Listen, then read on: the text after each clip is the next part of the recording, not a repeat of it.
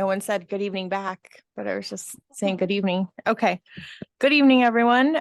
Calling to order at 5:30, the Pacific Grove Unified School District Board of Education regular meeting today, Thursday, October 26th, 2023.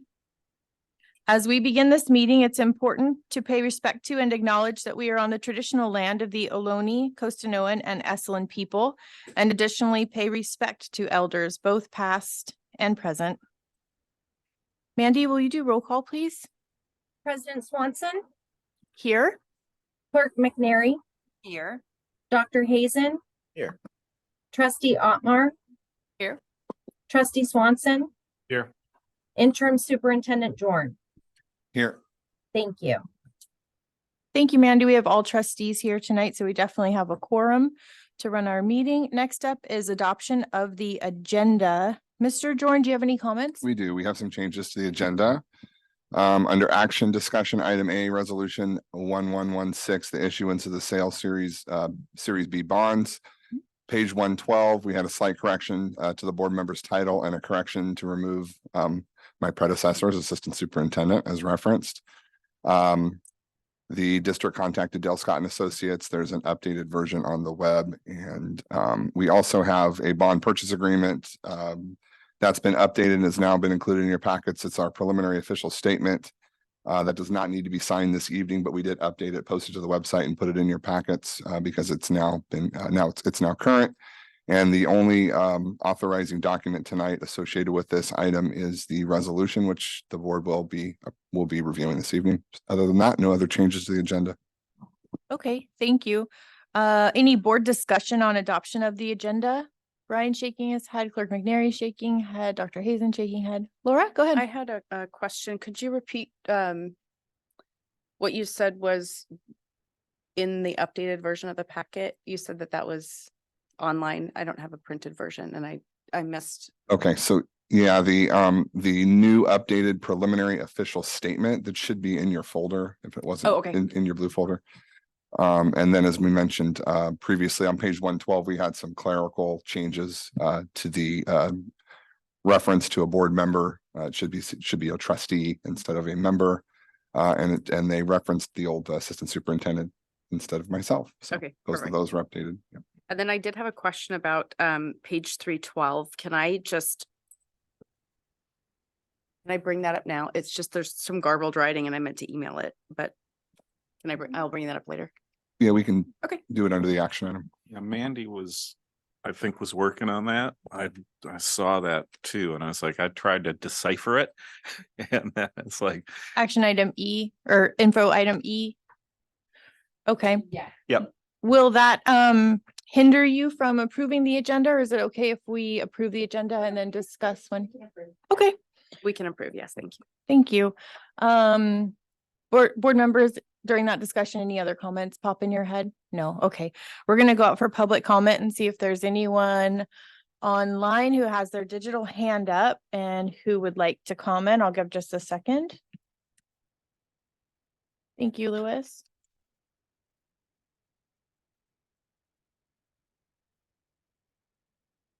Okay. It appears we don't have any member of the public with their digital hand up online, and I don't see anyone here in person making their way up to the podium. So I will close out public comment, and we just need to get a motion and a second for adoption of the agenda. I'll move to adopt the agenda with the corrections noted. Thank you. second. Thank you. Motion made by Clerk McNary, seconded by Trustee Brian Swanson. Mandy, can we get a majority vote, please? All in favor? Aye. Opposed? Thank you. Motion carries unanimously. With that, I'm going to identify closed session topics at this time. The Board of Education will meet in closed session to consider matters for appropriate closed session in accordance with Education and Government Code. We have 5 items on the agenda tonight. Negotiations, collective bargaining session, planning and preparation with PGTA for 23-24 school year. That's number 1. Number 2, negotiations, collective bargaining session, planning and preparation with the CSEA for 23-24 school year. That's number 2. Number 3, public employee dismissal public employee discipline / dismissal / release / complaint 1 case.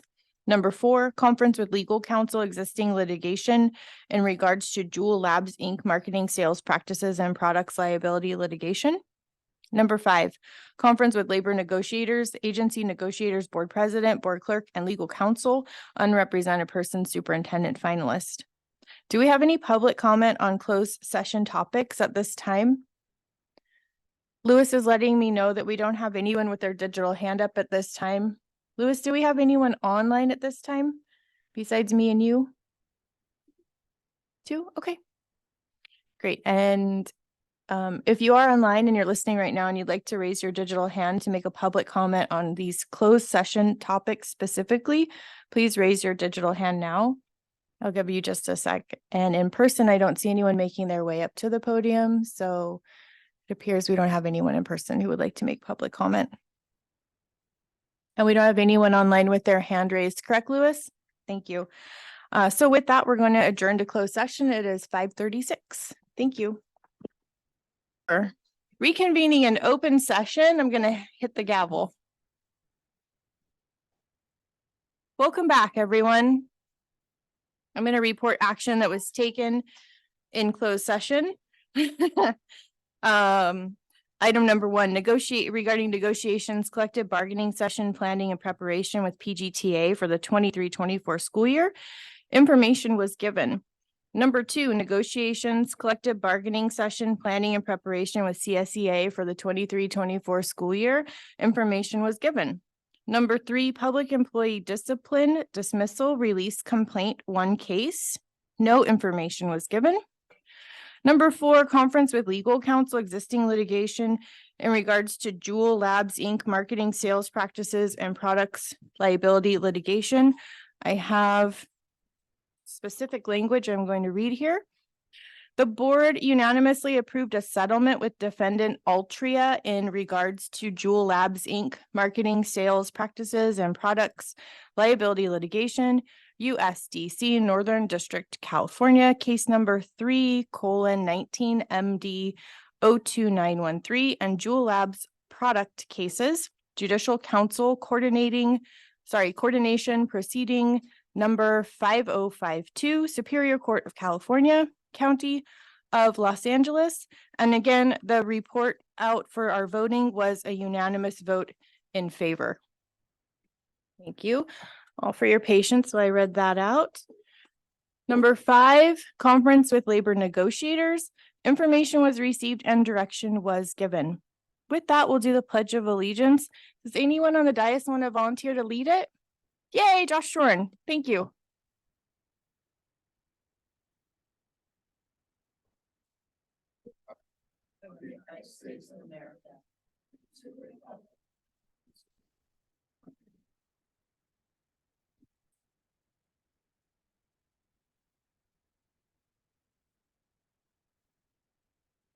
Thank you all. Coming back now to communications, I'm going to read off written communication that I have received. One moment, please. It's kind of lengthy, but that's okay. So I've got, as of October 26th today at about 10 a.m., these are the emails that I had received since our last regular board meeting. So I got an email about equitable grading, email invitation to the Schumann Hart House, appeal to curriculum decision, NCBI County Summit information, book report project video. Thank you, Buck, for that. That was super cool. Public comment on staff supports for incidents of racism and bullying, email about superintendent search. All these came to me via email. An email, thank you from MPC staff on our visit to meet Dr. Fulbright that Mr. Jordan and Clerk McNary and I went on. Email about October 5th meeting, asking if that meeting could be reviewed by our government class by students and discussed. Email about rethinking DEI language. Email giving kudos on my conviction, I guess, at October 5th meeting. Email about mistake on PGUSD special October 10th meeting on website. email, community member offering diversity trainer info. Email involving a community member in diversity trainings. An email regarding statements on Israel and Palestine. An email regarding special session on October 10th. An email that was a kudos to the Robert Down PE team, Mr. Keller. If you could pass on the kudos, that's pretty cool. An email about Israel and Palestine addressing student concerns. An email about how to handle disruptions at a board meeting. An email related to a PGUSD PRA request. And an email about 2024 Excellence in Education for a list of nominees. So go around and see if any board members received any written communications outside of the ones I just referenced. And I'm just going to go like clockwise around. So Daisy, I'm going to skip you on this because you're not getting emails as a trustee until you run for office, until you might at some point. But Dr. Hazen, anything? There was one from a member of the public about agenda item 8.c that came late in the day. Oh, okay. But yeah, that's the only one that 8.c. I Okay. think. Laura? I do not have anything in addition to what you just named off. Thank you. Clerk McNary? I have two additions, an email from Community Human Services regarding our board meeting and also an invitation for training from Monterey County Behavioral Health regarding legal protections for LGBTQ plus students. Thank you. Trustee Brian Swanson? I think we have them all covered now. Okay, thank you so much. And Mandy, I will give you that list before I leave tonight. And with that, we're going to move into board member comments. So do I have a board member who would like to start first? It doesn't always have to be by my fancy post-it list here. So Elliot, did you want to start first? I'm happy to. I actually have a few bright spots. I'll start by saying I hope everyone in the district had a great break. It was a much needed time to recharge for our family. But for those that aren't parents and might not know, I wanted to note that Arabic is being offered this semester as part of elementary after school enrichment. So I'm really so excited to see additional opportunities for language enrichment for my children. So thank you for all involved with that. I asked my son right before this meeting if he got to meet our superintendent finalists, and his eyes lit up and he said how nice she was and told a story that he showed her along with another classmate some of the work and how they did the work in different ways. UDL, for those of you that are familiar with that terminology, when a classmate showed the work, apparently Dr. Adamson said great job and gave a high five. So it stuck with him, and it's really exciting to hear about her already making a mark on our classrooms and our students. And then I just wanted to say one thing that I saw today very quickly, but I was really impressed with, is that one of our teachers for fourth grade at Rubber Down, Mrs. Bingham, has a shout out board where fourth grade students can write a note on a Post-it and put it about, another classmate, whether they're doing a good job at math, whether they have really cool new sneakers. And then when the board gets full, the shout outs get put on a piece of paper and sent home with the student. So just want to say it's something really I appreciated as a board member and parent in the district. Thank you. Clerk McNary? Thank you to Robert Down for hosting our meet and greet last night with the superintendent finalist and to those who attended, and Dr. Adamson for donating her time to be there. Thought it was really nice. I think there were about 40-ish people in attendance. On a more somber note, I feel like it's important to kind of address what's going on in Israel and Gaza with Palestine. And I thought our district sent out a nice notice regarding the conflict and how it is directly impacting members of our community, and that our campuses are a safe space and they can seek help, students or staff, their resources if someone should need to reach out. So thank you for that.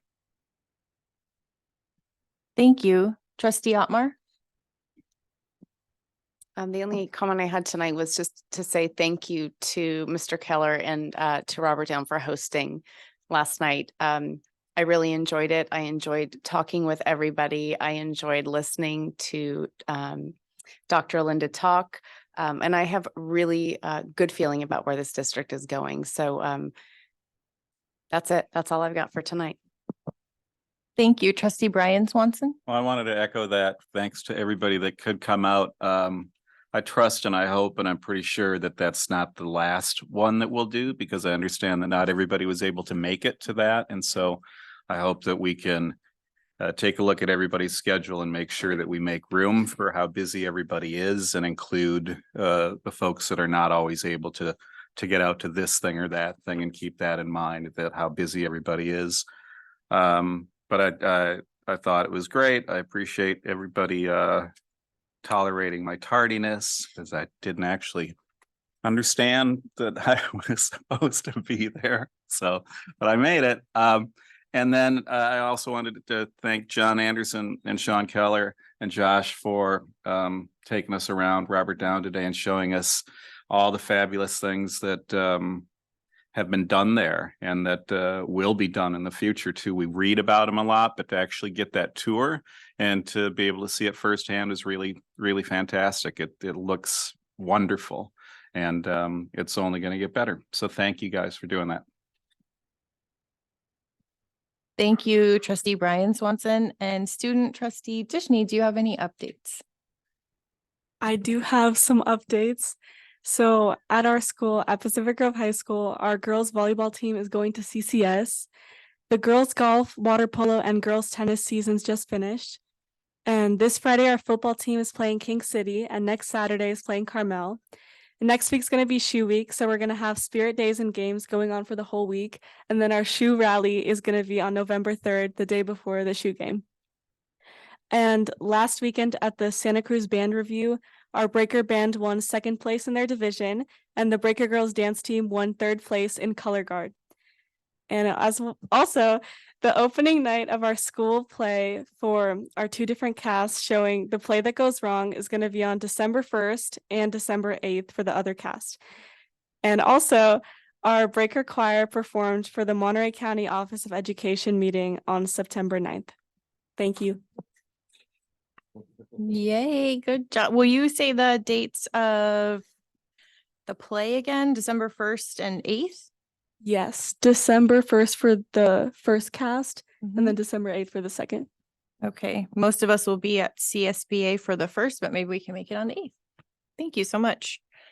I have some brief comments. I had the Clerk McNary and I must have been thinking the same thoughts, because I had printed out the information that came out from the district. I thought it was really succinct, well worded, and so timely to offer a safe space for all students to experience compassion and kindness related to the conflict in Israel and Gaza. So kudos to I think it came from the counseling team or district administration, whoever put that together. Thank you so much for that. And then at last night's event at Robert Down, we had a great meeting. It was a great meeting. And so I actually had some thank yous that I did at the top of the meeting. And I thought that since not everyone was able to make it, I would say those thank yous again tonight, because how can you have too many thank yous, right? So, okay, so I will just go through them. I have them on my Post-it notes here. So, so first of all, I just want to acknowledge that Dr. Adamson toured PGUSD sites yesterday, meeting many staff, and that Mr. Jorn escorted her around, drove her around in your very beautiful suit that you were wearing. You really it was very kind. You put a lot of effort into hosting her and welcoming her. So thank you. Also, this I could say at every single meeting, thank you to staff for running our schools and keeping our kids safe, and for welcoming Dr. Adamson yesterday. Thank you to Dr. Adamson, who did donate her personal time all day yesterday to meet and greet our staff and our community, because it's just something that's very important to her. So she donated her time. Thank you to our community for the input, well wishes, and honest feedback over the course of many, many months of this process. It's been incredible, the feedback that we've gotten. And I think it's really great that our community doesn't tire of giving us feedback, because we need it. So thank you. Yesterday I thanked the board, and I'm going to thank you guys again. You know that these are volunteer positions, and Just for an example, for the interviews, it took an entire day for taking off work and getting there, and just, you know, the stamina and the collaboration was incredible. Thank you to Mandy Ackerman, who's on the board meeting, but not, she's in her office right now. And she's shy. So but I want to thank Mandy, who coordinates our meetings, and there's a lot of details to coordinate. And so, for example, last night's meeting, she coordinated the special location, the documentation, and the refreshments for everybody. I had a thank you for Dr. Ralph Portas, because he was our superintendent who gave 16 years for our district. So it's important to know our history and kind of honor that. Thank you to staff who've reached out, saying that they offer their support in welcoming Dr. Adamson. And that just goes so far. It's been very kind. It's been very, very positive. Thank you to the members of the press for helping us get the word out on the meet and greet. Last night we had KSBW there, but we've also had various written publications locally that have helped us get the word out. Thank you to Lou Lozano at Lozano Smith for his patience and wisdom throughout this process. He attended last night as a community member, and was just, that was really kind of him.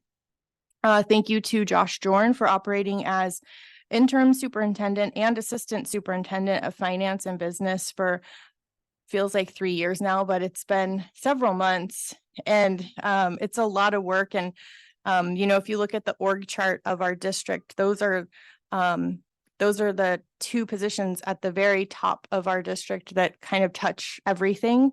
So thank you for shouldering that for this amount of time. We're going to do everything we can to get you help as fast as we possibly can. Thank you to Louis Elgaze and his team, Manuel over at Robert Down for the tech. He made sure that we were able to Zoom our meeting, which also meant we were able to record that meeting. So if anyone wasn't able to make it, we have that recording out and available for people. We're trying to do everything we can to include everyone.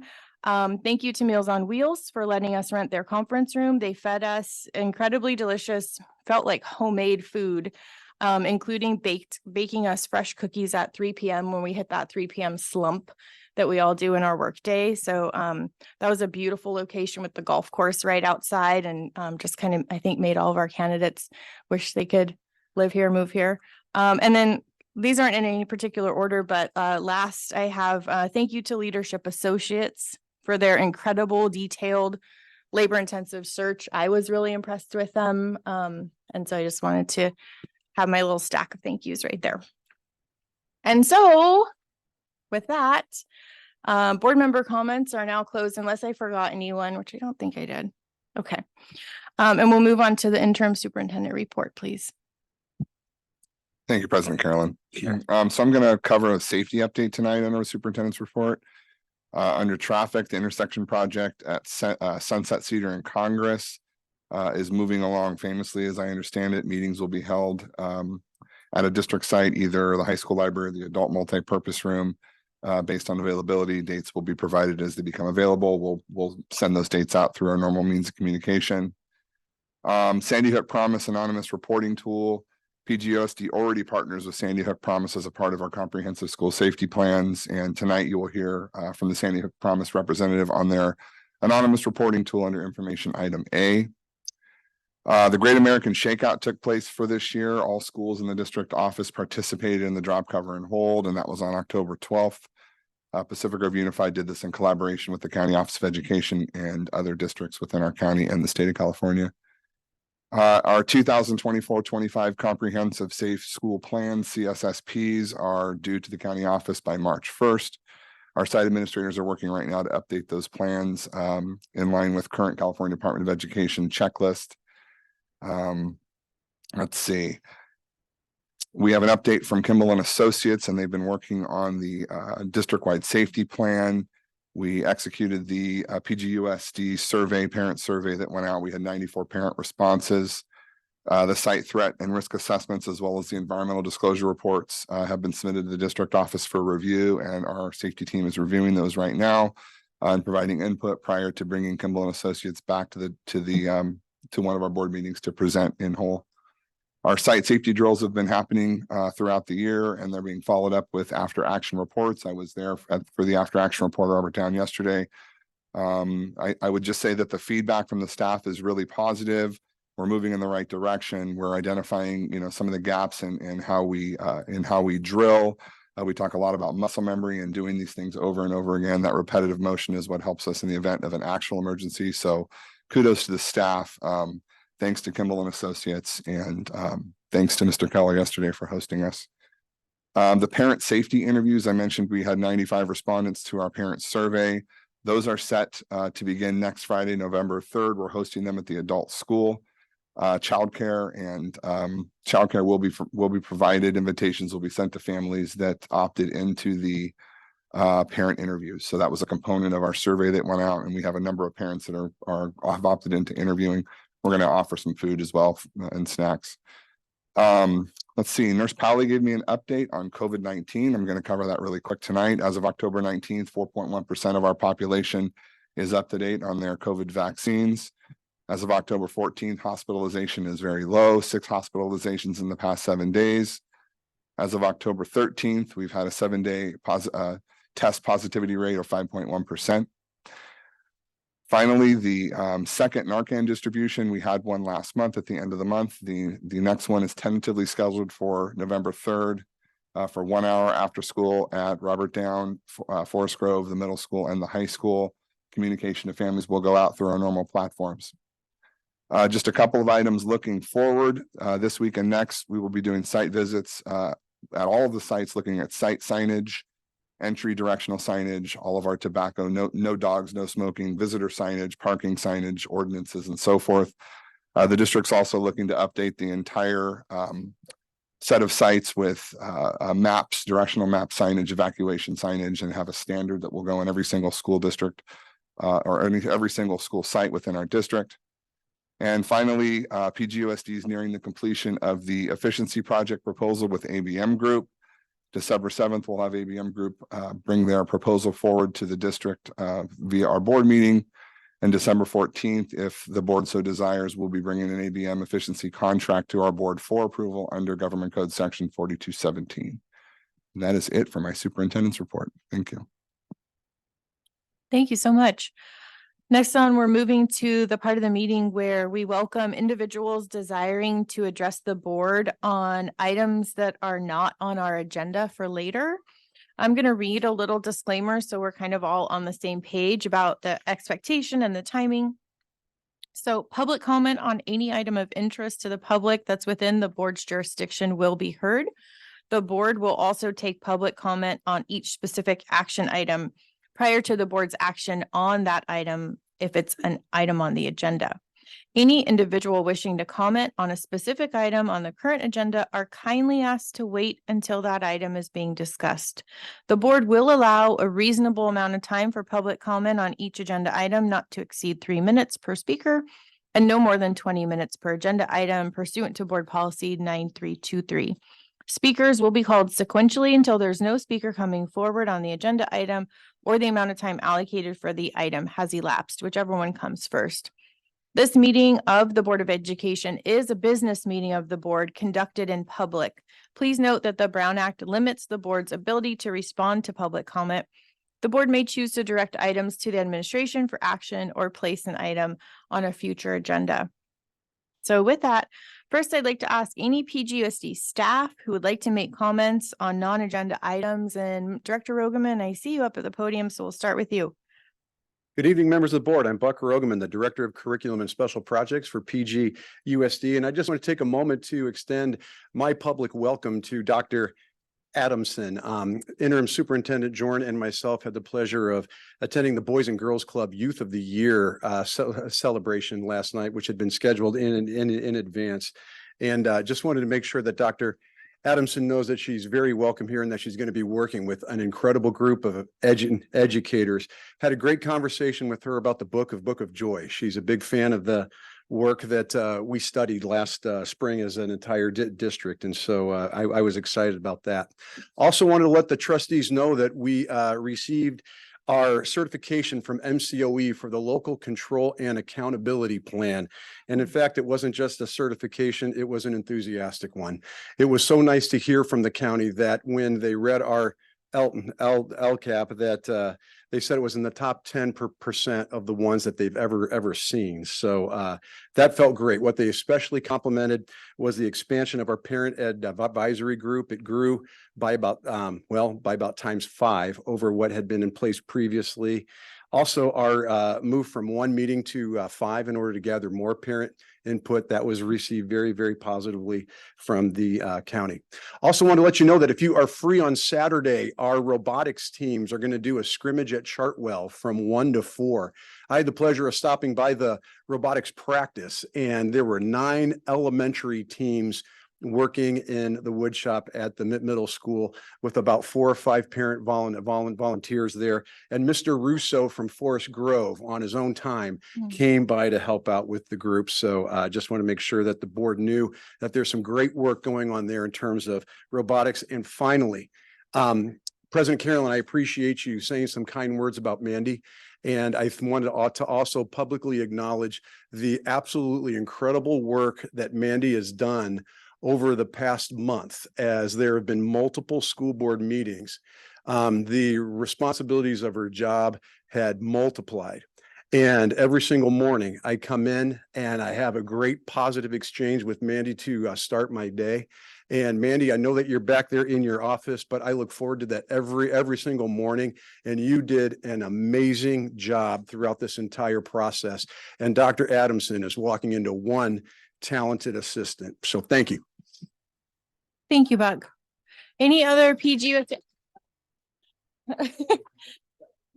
Any other PGUSD staff comments on non-agenda item? Oh, Principal Arbron? Yes, but Dr. Gibbs, I see your hand and I will call on you when we get to community members. So go ahead. Good evening, Abby Arbron, principal at Forest Grove. You know, sometimes you think not much happens in a week and then you jot it all down and realize you've accomplished a lot. Well, I am so proud of Forest Grove this week. Our teachers are so busy working hard, prepping for parent-teacher conferences next week. Our parents are in for a treat. But also, I'm so proud of our team. We have been working on establishing so many nuts and bolts. When you've had several principals, there's uncertainty with how some of the processes are. And so we've really been working hard with leadership and our staff meetings and side meetings to really get all of those nuts and bolts down. And I'm confident that we're going to get it done this year so that we can just have smooth sailing for the next decade. But I'm also incredibly proud of them because we didn't have a discipline form prior to this week. And we have that rolled out. We're meeting with staff next week to kind of go over that further. But I'm also really proud because in Monday's staff meeting, we really had some hard conversations regarding cultural proficiency. I asked staff over break to think about any incidents of bias or racism that they may have heard over just this school year and to brainstorm ways that we might handle them. So we were able to have some tough conversations on Monday about that. We don't have a true direction as to how we're handling them yet, but the conversations are out there and they're beginning. So I'm very proud of them. Instead of just sweeping it under the rug, we're really nailing it. I'm also super proud of our team because we met across 2 staff meetings. They came in at 8 a.m. We sat down and had some conversations about what we wanted our indoor-outdoor meal choice to look like. We'll completely own it. It should have been in this week's newsletter and typing it out. It didn't make it there, but I figured I would share it here. The team decided that in order to best serve our students, we would like to offer that option at brunch. That way we have our teachers support who are able to help train our kids as to what indoor and outdoor would look like. And then we'll reevaluate very soon as to what that looks like, opening it up to choice at lunch. The choice is there now based off of parent request or teacher request, but we'll be opening it up to student desire at lunchtime once we're sure that they can handle it.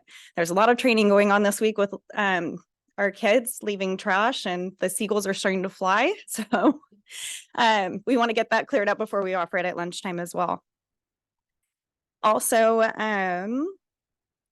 lots of great things going on at Forest Grove this week. DARE started with Officer Hill.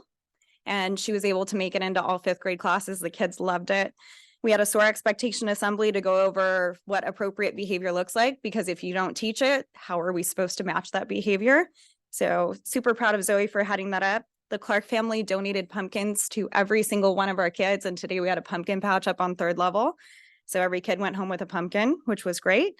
And then tomorrow night at 6 p.m., we have our trunk or treat and a movie night going. And then next week, 9 a.m., thank you, Lito. We're going to be taking over the Breaker Stadium and doing our Halloween parade. So that's it for Forest Grove for the week, but we small but mighty over here. Thank you, everyone. Thank you so much, Principal Arbron. That actually reminds me of something that I was going to ask Mr. Jorn about the stadium. If we have our holiday, it's like a musical, I guess we would call it, every year at the end of the year, kind of like a wintertime winter program. Thank you. And we've been doing it at the stadium for the past couple years, and it's allowed us to have it all on the same night. So we don't have to break up and have a couple grades on one night and a couple other grades on the other. So anyways, I need to make a note to maybe send an email about that, make sure that's in the works. Anyways, do we have any other staff members, PGUSD staff members who would like to comment on Ms. Chavez? And then Louis, I see that we're having some kind of like technical difficulties.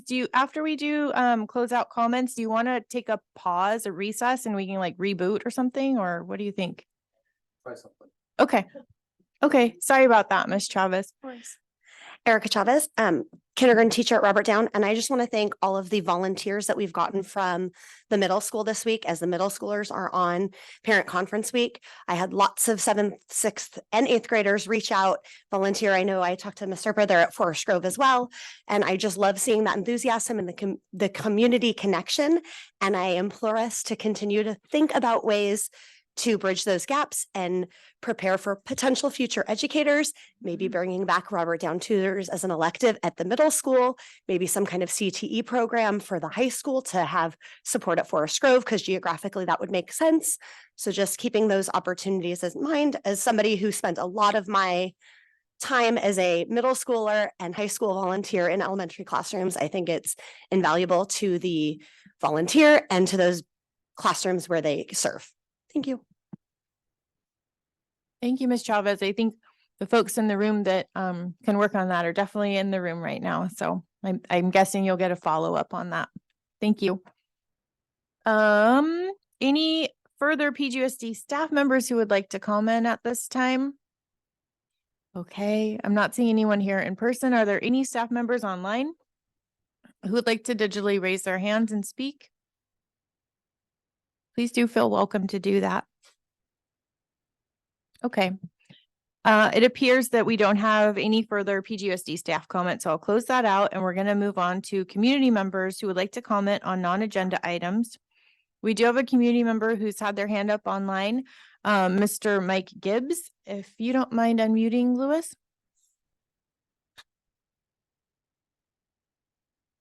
Thank you, Board and President Swanson. I just have a couple thoughts, really. First, to thank President Swanson and the board for a efficient and a seemingly effective deliberative process. It was good to see everybody working together and having a unanimous decision, resulting in an appointment anyway, or at least a finalist that everybody had a chance to meet last night. And so I know it's a long process. A lot of people and staff put in time, so I do appreciate that. Dr. Adamson seemed to be a hopeful and graceful person. A couple of things stuck out for me. Her passion for listening to people in the community, as well as the staff and the teachers and the students and all the kids. I think that starting off, that's an obvious place to start off, but I think it was the right thing to say, and sounds like it's going to be the right thing for her to do as she does that. And lastly,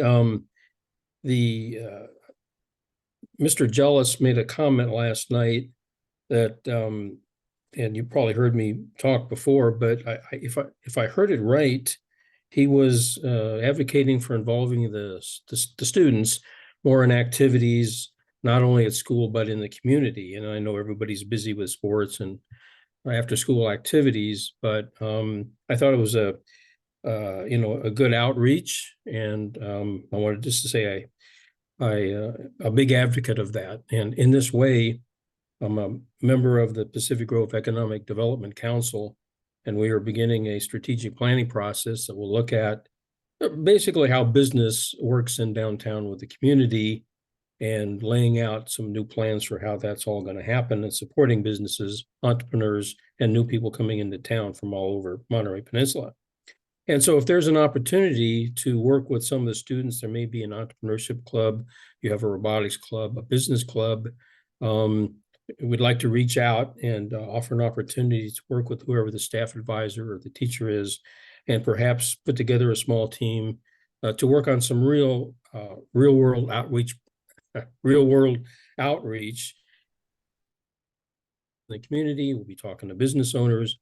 We'll be talking to community members and probably from other economic development councils and city managers in the area. So it might be a good chance for a small team of students to spend a few hours a month to get some experience. So I just wanted to say, I think, that was the right way to go. It sounds like your new superintendent is very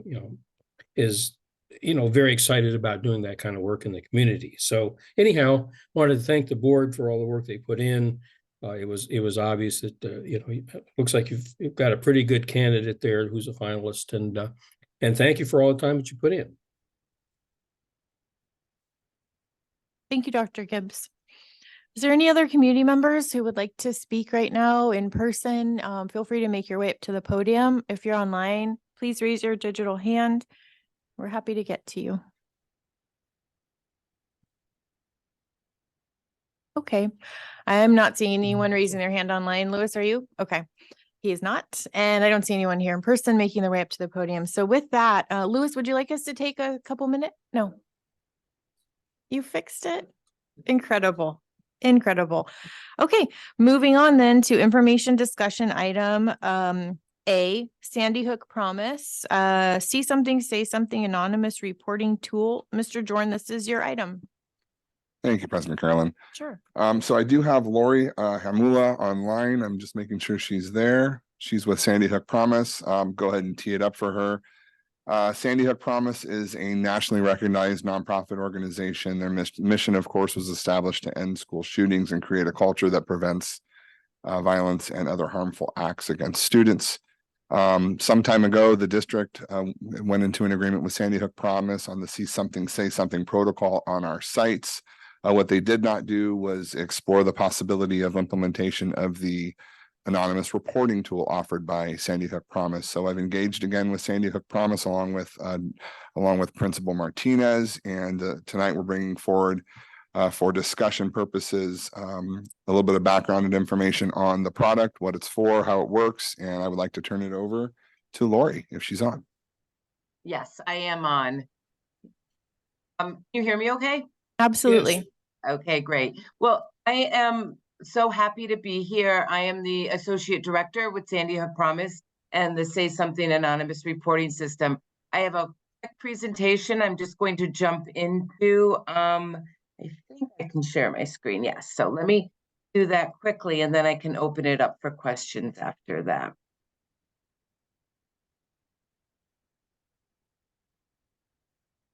Okay, so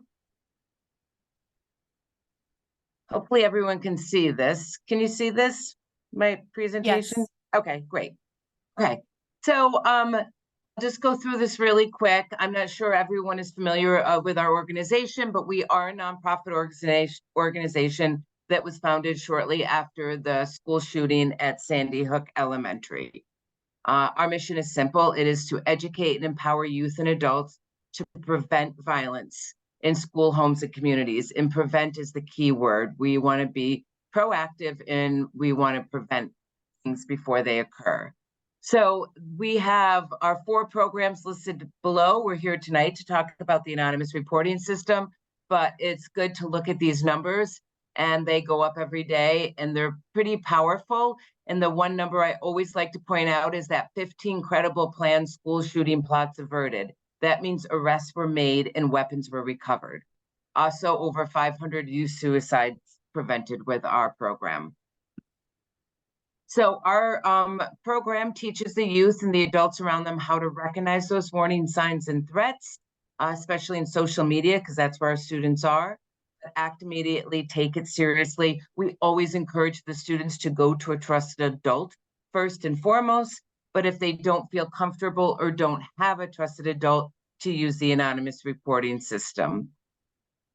Tip management works in 3 steps. The first one is submitting a tip, and there's 3 ways to do that. There's the mobile app, the website, and the telephone hotline. And all 3 of these are 24/7, 365. These are the top tip types across the country. We are in over 200 districts and in 2 states because they have a state mandate. This is what it looks like when they go on to submit a tip. They create their own 4-digit code. That's all they need to do. Select a tip type and submit the tip.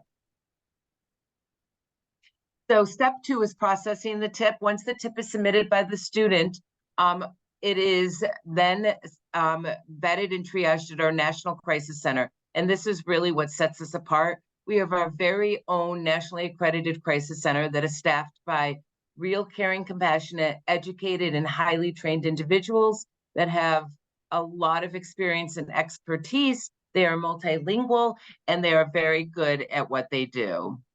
So they're going to vet and triage the tip. They're going to review the details, determine credibility, and they're going to engage in anonymous chat with the tipster to get the who, the what, the where, the whens, that information, so they can then deliver that to the school. And this all happens within minutes.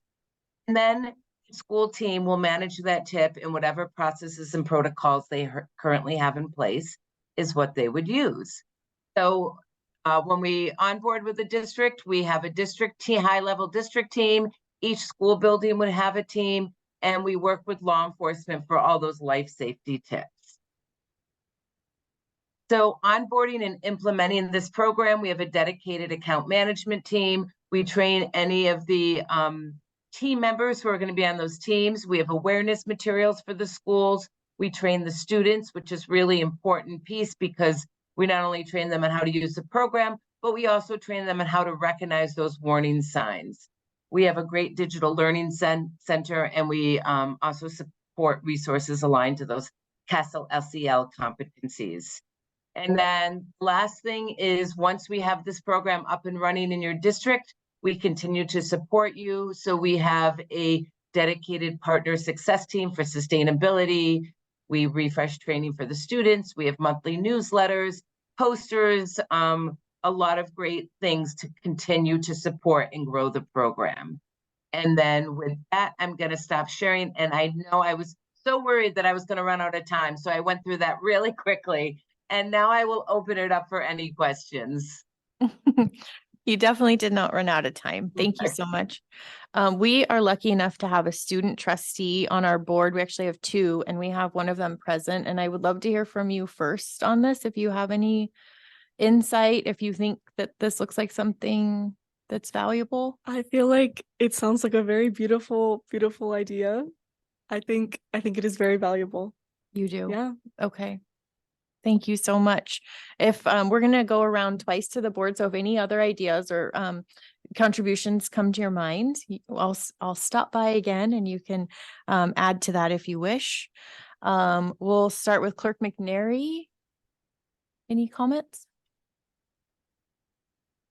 I guess I heard you say that there's a national center that the tip goes into. Can you kind of walk us through how then that tip gets connected back with like our staff and those who are on the ground who would be handling a particular incident? Sure. Yeah. So part of the onboarding is creating teams. So for your middle school, there would be 3 to 5 team members, which would be usually the principal, school psychologist, counselors. So once that tip is vetted and triaged through the crisis center, it is then handed off to your school team with all the information. And again, this all happens within minutes. And then your school would, whatever processes you would have in place is what you would do. So we're just delivering these tips to you in a different manner. Got it. That's really helpful. Thank you. Yep. Trustee Otmar? Oh, I'm sorry. That was it? Or you feel free to continue, Clerk McNary, if you have another item. Okay. Sure. Okay. Thank you for that presentation. I agree. It does sound like something that would be useful in our district. I think that especially having it be anonymous. That was one of my questions as well, Trustee McNary, was kind of how the connection is made. So is this is an app that is downloaded onto a smartphone, or is that how that works? So that's it's all accessed through an app on a student's phone? Sure, there's the app, so they can download the app and use the app. There's also the website, and our districts will put that on their school website, like a submit a tip button, so they can also go that way. And then there's a telephone hotline. Okay. But the majority go of the ahead. students use the app, sorry. Okay, yeah, no, that makes sense.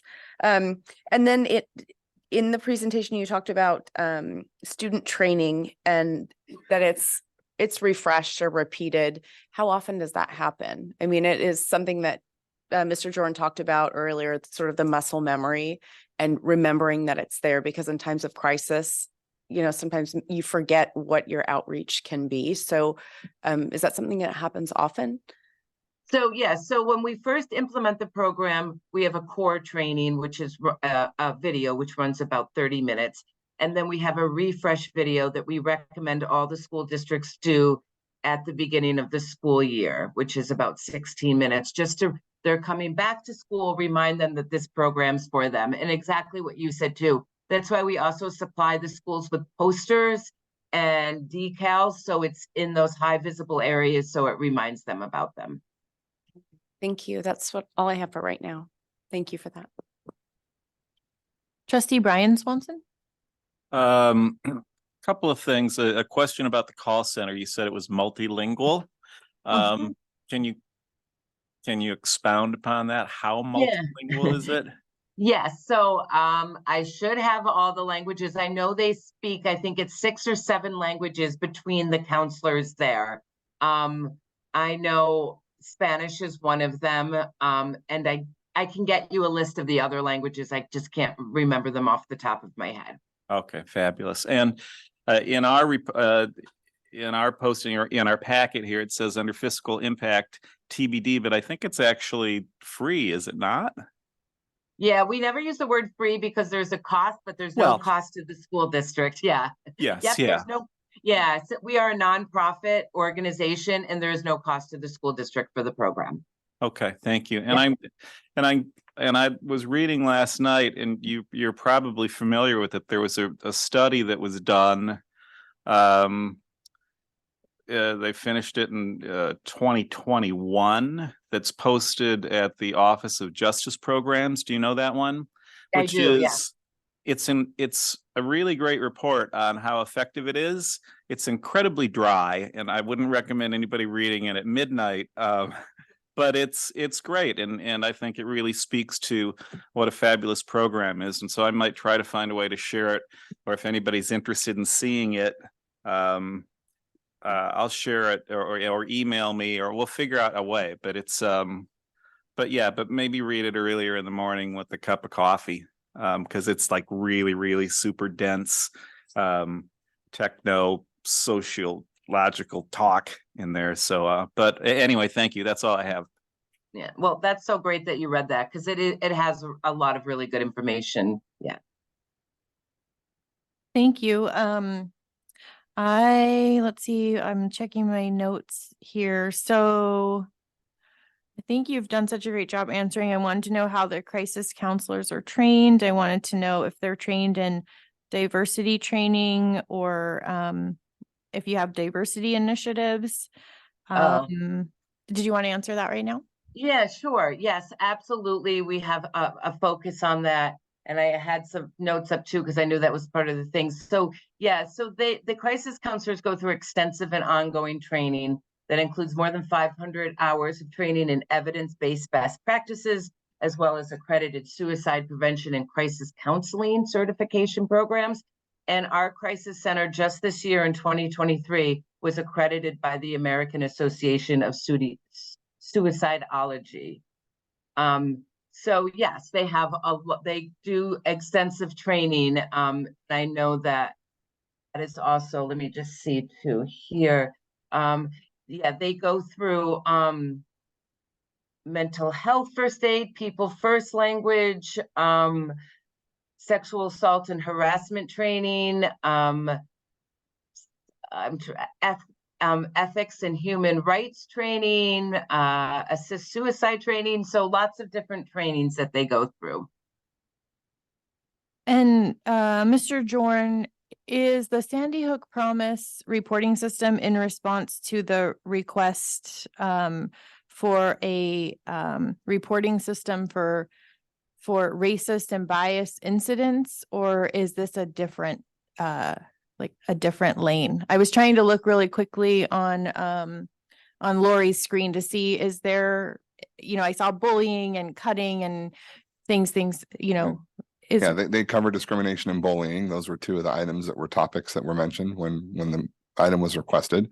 They're actually the foremost expert in the US. I looked at PSST World as another one of the potential vendors out there. And Sandy Hook Promise has been around for a very long time, and they also check just about every box for us, not to mention the fact that our district already subscribes to See Something, Say Something at our school sites. So it kind of worked well together. But yes, this was a response to the request from the trustees. okay. And also just to answer, you asked, like, one of the event types is hate crime, hate speech. So we have different types that would also fall into that. I see. Okay, thank you. With that, I'm going to open it back. Or sorry, did I skip you, Trustee Hazen? I apologize. Thank you for saying something. Go ahead. Thank you so much for the presentation and what you were doing for our children, first and foremost. But I wanted to ask one a little bit nitty gritty. How do you guys deal with false tips? Is this something that you guys weed out, or is it something you send everything along to the sites? Yes, so no, we do weed that out, and we are dealing with students, so there are hoaxes or false tips. It's a very small percentage. It's less than 5%, because when they go to submit a tip, there is a disclaimer about that. So, but the crisis center is good, and that's part of like what they do is vet and triage and those tips. So if they deem it to be a hoax, you'll see the tip in your tip manager, but you just won't be notified of that tip. So yes, they do that.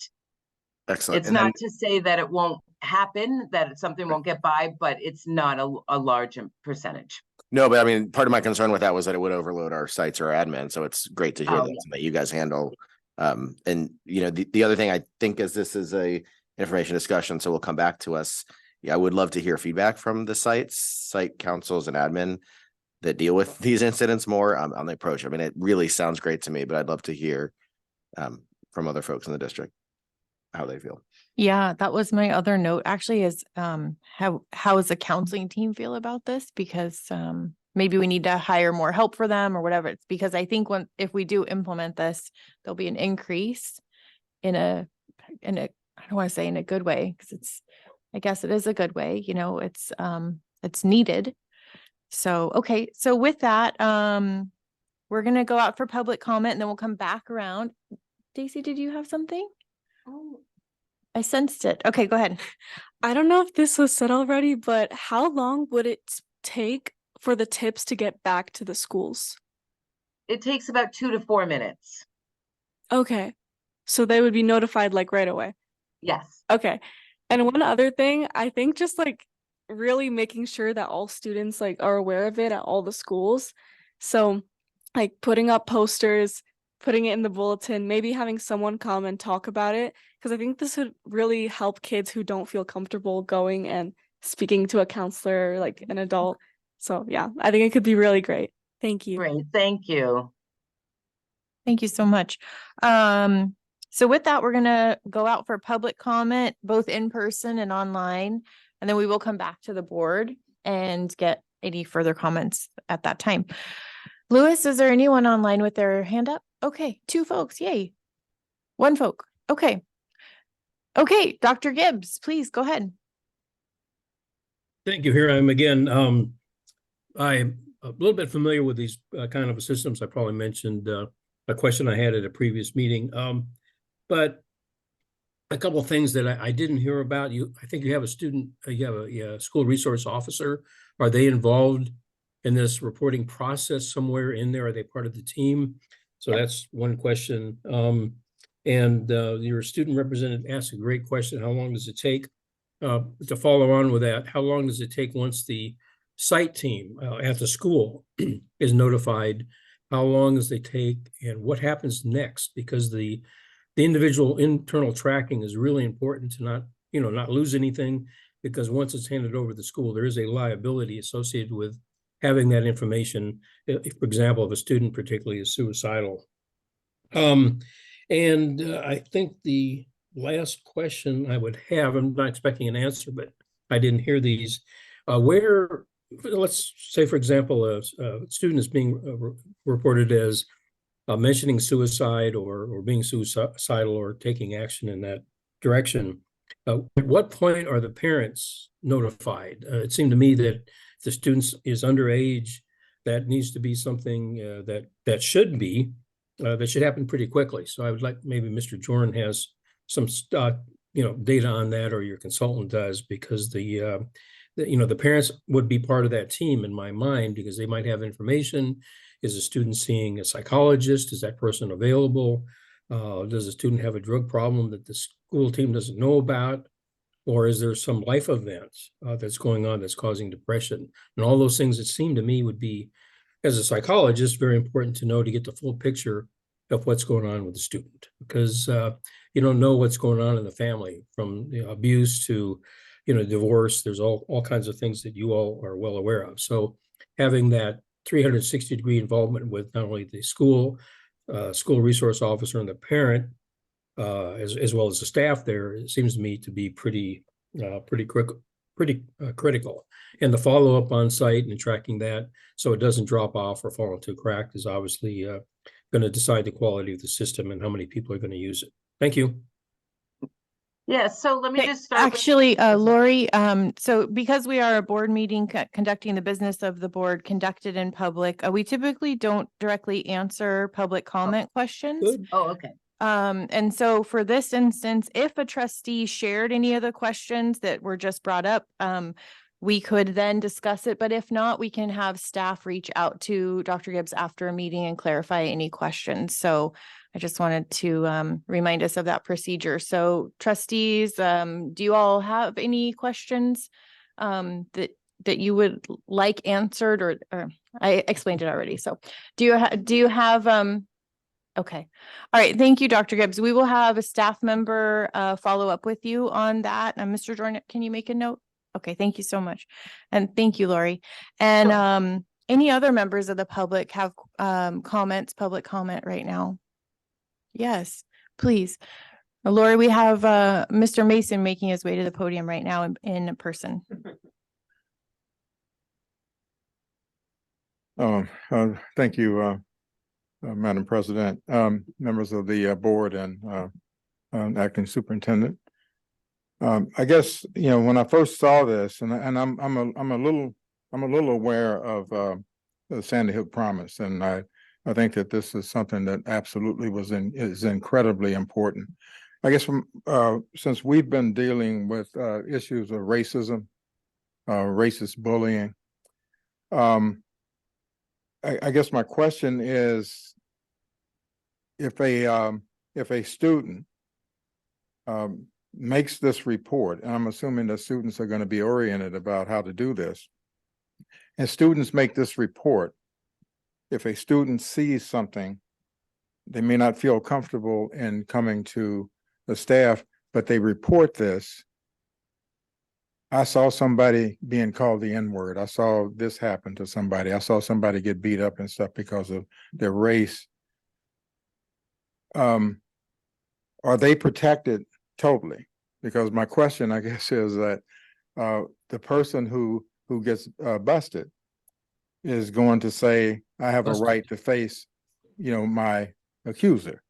And so how does that all play into the Sandy Hook reporting? And also, I know that there's such a thing as Seth's law, which I think is Ed Code 234.1, which says that all school personnel by law have to report things that they see.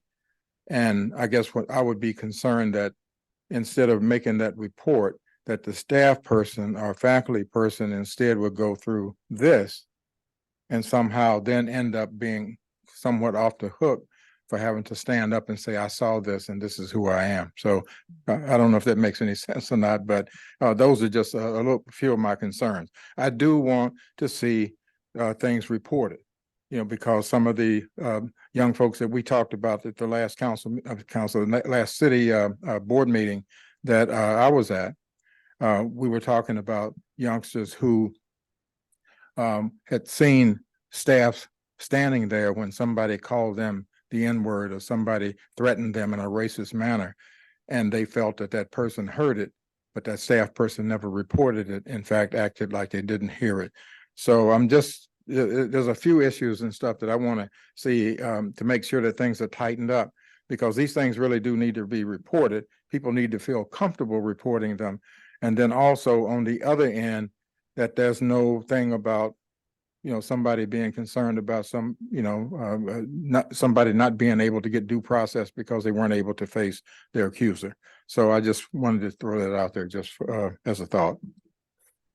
Thank you, Mr. Mason. I do have a question for Lori that came to mind while Mr. Mason was talking. However, if trustees don't have any further questions related to Mr. Mason's question, we'll have staff member follow up with him as well after the meeting. Sounds like, okay. So we will have Mr. Jorn follow up with you, or someone that Mr. Jorn designates follow up with you, Mr. Mason. I think all of the questions from all of our members of the public tonight were actually valid. So, and this item is an information discussion item. So we're here as a board listening, gathering questions. This item, if it's going to move forward tonight, will come back again as an action item and we'll vote on it. But just a quick clarifying question for the program. Is it something that staff uses and students use to report and community members, or who is it really geared towards? Because obviously this is such an area of expertise, right? Like there's almost an art form to what you all are doing. So who is your goal? Who's your group that you want to use this to report? So obviously it's the students, but we actually believe that it's a community program. So it's the students mostly that use it, but we want parents to use it. Parents see things. So that's why our districts will have on their front page, submit a tip button. So parents can also submit a tip easily. So it's really for anyone in the community. Thank you so much. Yep. Lewis, is there anyone else with their hand up online? I don't see anyone. You don't see anyone either. Okay. Any other member of the public here in person wishing to say anything? Yes, Ms. Chavez. I may be opening up a can of worms here. I'm just wondering if we move forward, if we're looking at obviously older kids, but we have some pre-literate kids. So is there a icon-based component to the app where if they can't read, they can still make reports by picture icons, or are we only targeting our literate population? Thank you very much. Is this a question that the board would like to take on in here and answer to at this point? Elliot, you're shaking your head. So even if one trustee says yes. Okay. Lori, please. Okay. We don't at this time, but it's certainly something that I could, we actually just this past year got a request from a district for presentation, our normal student presentation, but for the special needs population. So we created that. So at this time we don't, but that's something we could explore. Thank you. Yeah, we're going to come back to the board right now, actually. So Dr. Hazen, if you want to kick it off, go ahead. Yeah, just a thought on that. Again, maybe I'm stepping out of bounds, but is, maybe having a voice recording option. I know that gets away from the anonymity side potentially, but allowing people that could just, make it very clear. So you don't have to be able to read to get the way through. Just like, here's what I'm concerned about. Yeah, yeah, and we do have that phone option, but yes, absolutely. Thank you. Clerk McNary? So the way I'm understanding it, it sounds like this is a tool that students can use, staff could use, their grownups, parents, caregivers could use, any community member could use. And it covers the reporting piece. And I think that's a really important piece we don't have right now. So I also kind of want to make sure I see it as separate and kind of different from getting our staff the support they need to then address the incident in-house. So I just want to draw that distinction for purposes of this item, because I do think this is a valuable tool. If the board is open to exploring it. I also think the staff support is separate and distinctly different from this item. So I agree. Trustee Otmar? That was one of the questions or one of the notes that I wrote down as well. So some of the things I've just been writing down is one of the things I had thought of is, this may be an opportunity to possibly connect with Ohana. Maybe getting some guidance there, because this is going to be two separate things that are happening, the reporting system and then support beyond that. So I don't know if that's something that we could explore. The other piece to that is there training that's involved for staff from Sandy Hook so that when they receive a tip, I don't know if these are coming in the middle of the night, but this is two separate questions. So training for staff and how to respond, and then separately a question of if this is happening within minutes, if this is 24/7, it's happening in the middle of the night, and somebody's phone is ringing, what is the response from that adult, from that trusted adult that's, now has this information? What is the next step? And then I have another question after that, but I'll pause. Sure. So I can answer that. So yeah, it could happen. So that the middle of the night would only happen if it is a classified as a life safety tip. And that could happen. It doesn't happen a lot, but absolutely could. That whole team of 3 to 5 team members. So what the crisis center will do is they will make a phone call to that first team member. And if they don't answer, they'll go to 2, 3, and 4. But at the same time, if they deem it to be a life safety tip, they'll also be working with law enforcement at that same time. So they will go down that list, and what they'll really need is an address. So for if there needs to be a welfare check. So it's a possibility. It's not, we say for a school, say a school that has about 500 students, we say there's about maybe 1 to 2 life safety tips after school hours per year. So it could happen, and if it does, it's a true emergency. So we would need to connect. But also know that we're working with law enforcement, so that liability isn't solely on the school too.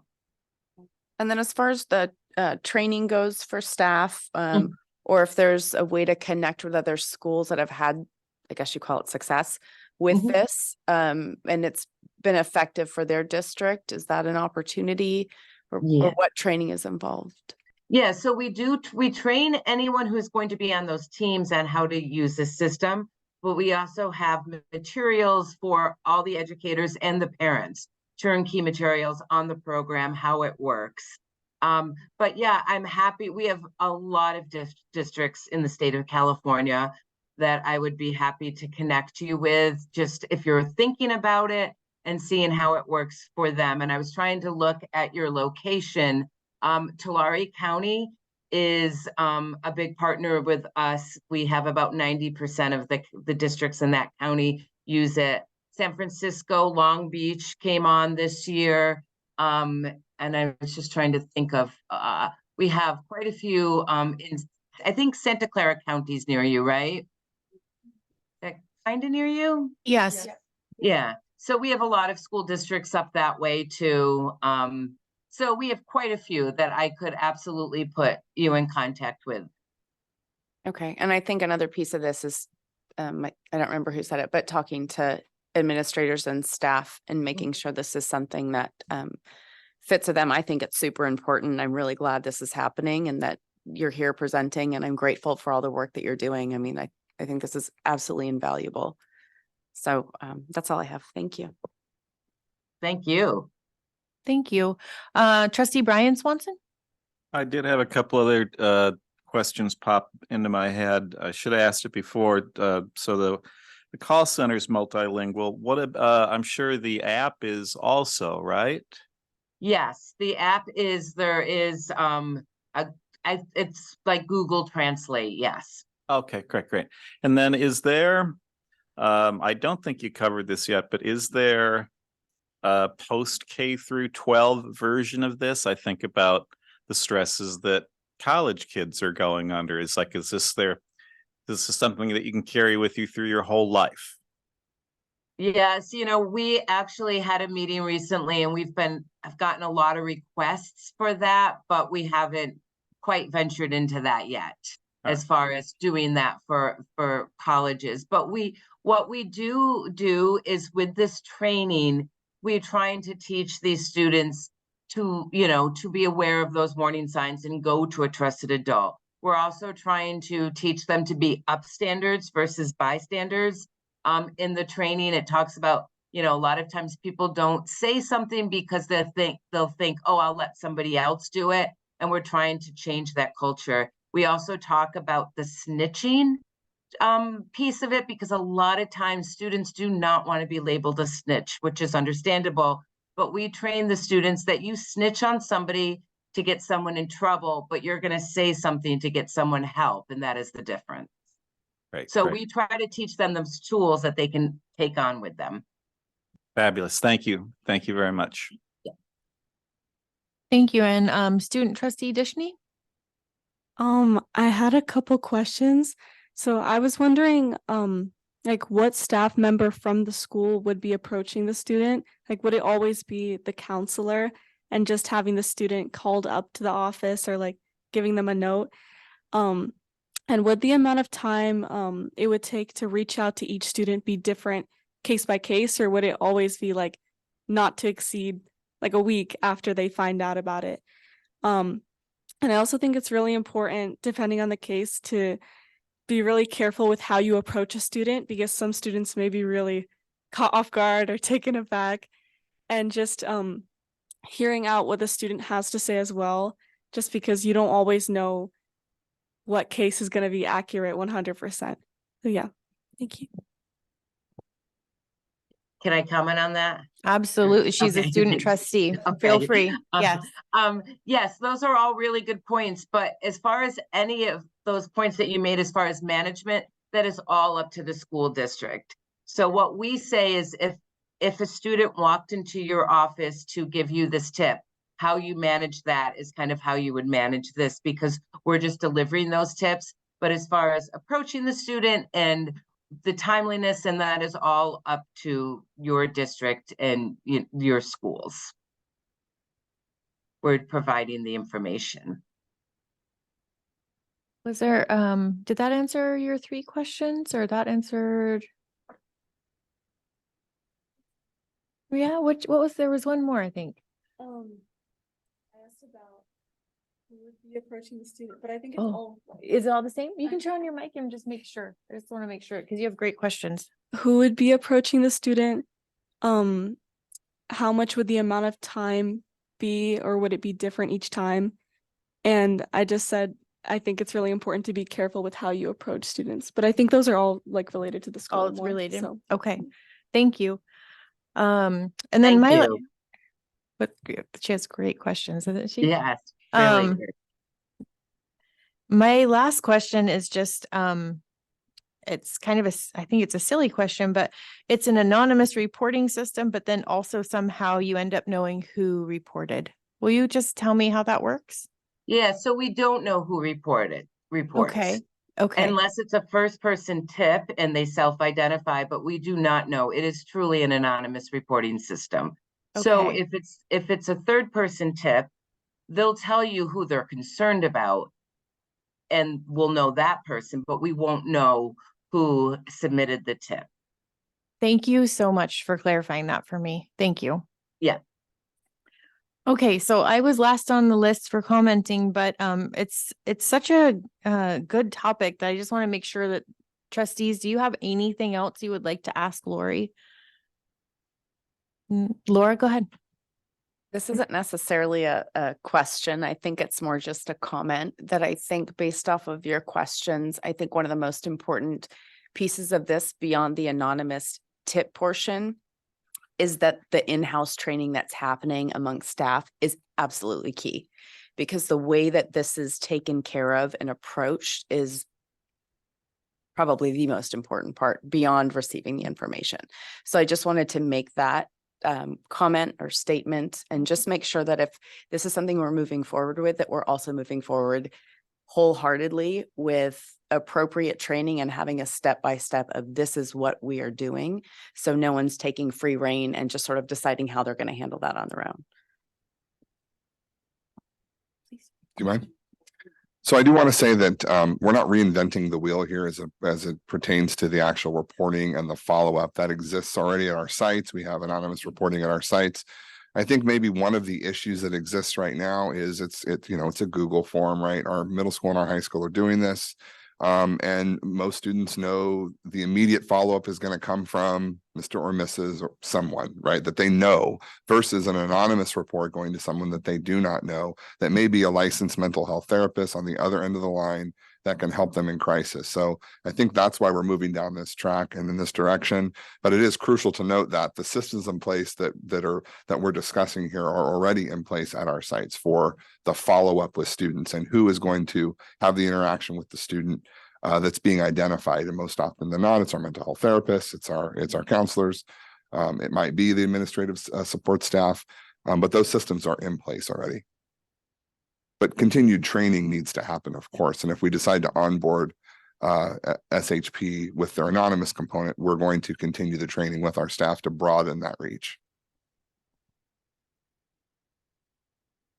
Thank you. So, board, do we want to direct staff to bring this back as an action item? As well as we've already directed staff to follow up with our community members who had questions. So is that something that we're wanting to do? We just need to kind of go around and make sure that the majority of the board wants to direct staff to do that. Brian? Yes. Okay. Thank you. Clerk McNary? Yes.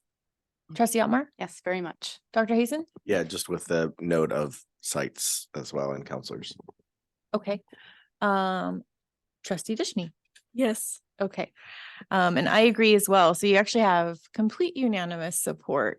Thank you to members of public who commented, and Mr. Jordan, this was something that you brought to the table. So thank you for bringing it to us. I appreciate it. You're welcome. And I just want to close with one thing. I've been working with Sandy Hook project since 2014 when I was at the County Office of Education. We did try to implement this county-wide. Initially, the approach, because there wasn't enough subscribers, was to implement this with all 24 school districts in our county. It is a free service. At the time, it's something that didn't kind of had teeth to it. So, but they've since expanded Lori mentioned, I almost said Tori mentioned, they've expanded their reach throughout the state of California that didn't really exist back then in 2014 and 15. So I think it's a really good time to bring this forward right now, and thanks to the recommendation, and we will bring it back under action. Thank you so much. That was time well spent. It's 7:48 now, so we're gonna close out this information discussion item, and we're gonna move on to our consent agenda. And items listed under the consent agenda are considered to be routine and or may have been discussed at a previous meeting. There's not really any discussion of these items prior to the board vote unless a member of the board or public requests a specific item be discussed or removed from consent. So with that, board, do you have any comments or questions about items on consent? Everyone seems to be shaking their head no. Okay, so with that, as we do for every single agenda item, we're gonna go out and see if we have any public comment on our consent agenda. Louis, I know you're keeping an eye for digital hands up, and I don't see any member of the public making their way up to the podium at this time. For reference, we're on the agenda page 3 and 4, lists all the consent agenda items A through L. Okay, Lewis is letting me know there's no digital hand up. And so with that, I'm going to close out public comment. And I just need a motion and a second for this, I'll please. move to approve consent as presented. I'll second. Thank you. And I just remembered, I'm sorry, Lori, I didn't say thank you. Thank you so much for your time. I'm sorry, that just popped in my head. Apologies. Okay, motion made by trustee Brian Swanson, seconded by Dr. Hazen. Thank you. Mandy, majority vote, please. All in favor? Aye. Opposed? Thank you. Motion carries unanimously. Moving on to action discussion, we have item A, resolution number 1116 for the issuance and sale of election of 2020 Series B general obligation bonds. Mr. Jordan, this is your item. Thank you. And I have Dale Scott here tonight to answer any questions. I will just quickly go over some highlights. The board passed a $30 million general obligation bond. We sold Series A 2 years ago, and this is Series B that we're bringing forward. This is a 1-to-8 ratio repayment. That's below 2. The max is 4, so we're definitely below the repayment. It's a 20-year bond that we're discussing tonight. We are drawing down $6 million. It's actually 6.47 that is relieved by the district for projects. A 4.55% interest is associated with this, the sale of Measure D Series B. That's a little higher than we've seen historically, but just to note, mortgage rates today are at 8%, so everything is kind of climbing. That is a really conservative rate. We did get buy down on the points from our from Raymond James, who will be placing the bond. If the board approves this resolution tonight, the bond will be sold in the next 2 weeks and proceeds received by the district in early December. Other than that, I'd like to open it up for questions that Mr. Dale Scott can answer if I cannot. Thank you so much, Mr. Jordan. Hi, Mr. Scott. Thank you for coming. I think you come from a little bit of a distance away, so thank you so much for doing that. We're going to start with trustee Otmar. If you have any, or you're just about to take a drink of water, you want me to? I'll start with trustee Brian. I know you came and you've been waiting. I wish I had questions for you. I went through it last night and we've been through it before, but appreciate you being here. And I know that for others that may have questions, you'll do a fantastic job of explaining it. So again, thank you for being here. But that's really all I have. Thank you. Trustee Otmar?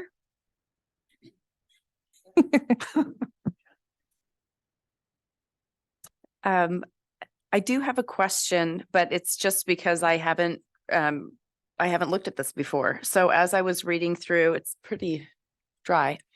But I did notice as I'm looking through like page 85, there are a lot of blank lines in the bond purchase agreement. So in the entire thing. So I'm wondering, is this something that should be complete because it's an action discussion item? Or is this just the way it's typically presented? What you are voting on is the essence of the transaction and letting the administration know that they can proceed to filling out those blanks, because they're not going to know exactly what those blanks are until you get in the market and get everything set up. I see. And you don't have to come rushing back and bring the board back in to see them, because these transactions go very quickly when they start going. So that's why there's the blanks. Those are all the questions I had. Thank you very much. Thank you. I have kind of just a question about on the cover sheet. It said that it funds expected to be received is estimated about $6,540,000. And then in the document, it looks like it was more about $6,350,000. Does that matter at this point, just so that we have accurate public record on the cover sheet? Or I think there was a fee that needed to be taken out. And so that's so maybe it is accurate. So that's my only question. Is accurate? Okay. Thank you so much. Student trustee Dishney. I do not have any questions. Okay, Thank thank you. you. Trustee Hazen. One other thank you I'd put out is just to our district voters who supported this. I know it is putting a little bit of burden on them, but it's incredibly important for our schools. So thank you. Clerk McNary. No questions or comments from me. Thanks. All right, thank you so much. We will move out to the public, see if there's any public comment, either in person or online. We'll just give it a moment online, see if anyone raises their digital hand. I don't see anyone in person making their way up to the podium.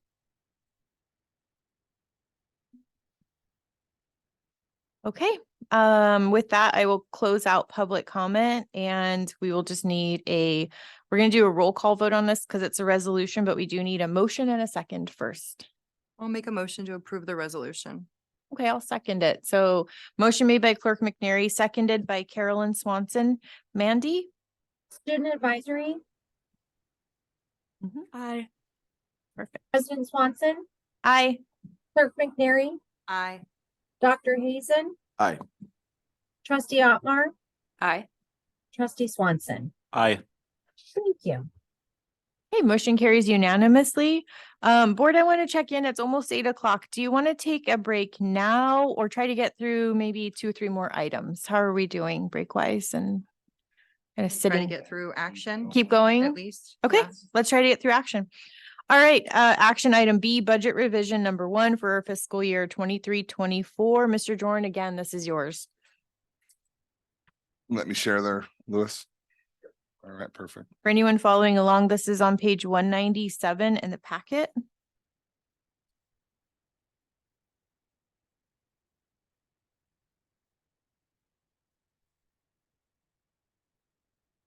All right.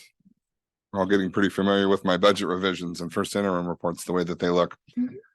So every year we bring budget revision 1 to the board. This is just after we do the unaudited actuals, which was brought to the board and approved on September 15th. This is our first budget revision of the year. This covers the period of July 1st through October 10th. And we're going to show you tonight the unrestricted general fund combined as well as the changes to all other funds associated. So throughout the year, the district makes a variety of different budget revisions. This will be followed with first interim, which we'll do in December, followed by second interim in March. Today, I'm going to go over with you some changes since our adopted budget in July. Those changes are associated with the property tax actuals we received that did exceed the projections for 22-23. Some changes in our unaudited actual fund balances. So when we finalize unaudited actuals, we carry forward fund balances. We don't know those at the time we develop and build the adopted budget. So we'll be showing you the new posted beginning fund balances for 23-24. We do look at staffing position control changes as well as payroll encumbrances, and we clear a lot of our carry forward vacancies. That was done and reconciled after the adopted budget and during the time frame of the unaudited actuals. So included in this presentation, you're going to see the first proposed revision 1. When you see the next slide, I'm going to show you column to the left is the changes in the board adopted approved budget, and the column to the right, which is highlighted, is the budget revision 1. I'm not at that slide yet, but that's okay. I will show you here the district financials at a glance. We're going to first look at the general fund combined beginning balances. In the 23-24 adopted budget, we had just over $6,200,000 in adopted budget for our beginning fund balance. You can see a dramatic swing here of just over $3 million in our new revised budget. A lot of this is associated with carrying forward of restricted dollars that weren't spent last year. And I'll get to that on the next slide. Total revenue, not a big shift in total revenue, but definitely some changes in total revenue, just over $231,000 in revenue. That includes state sources, local sources, and our property tax revenue.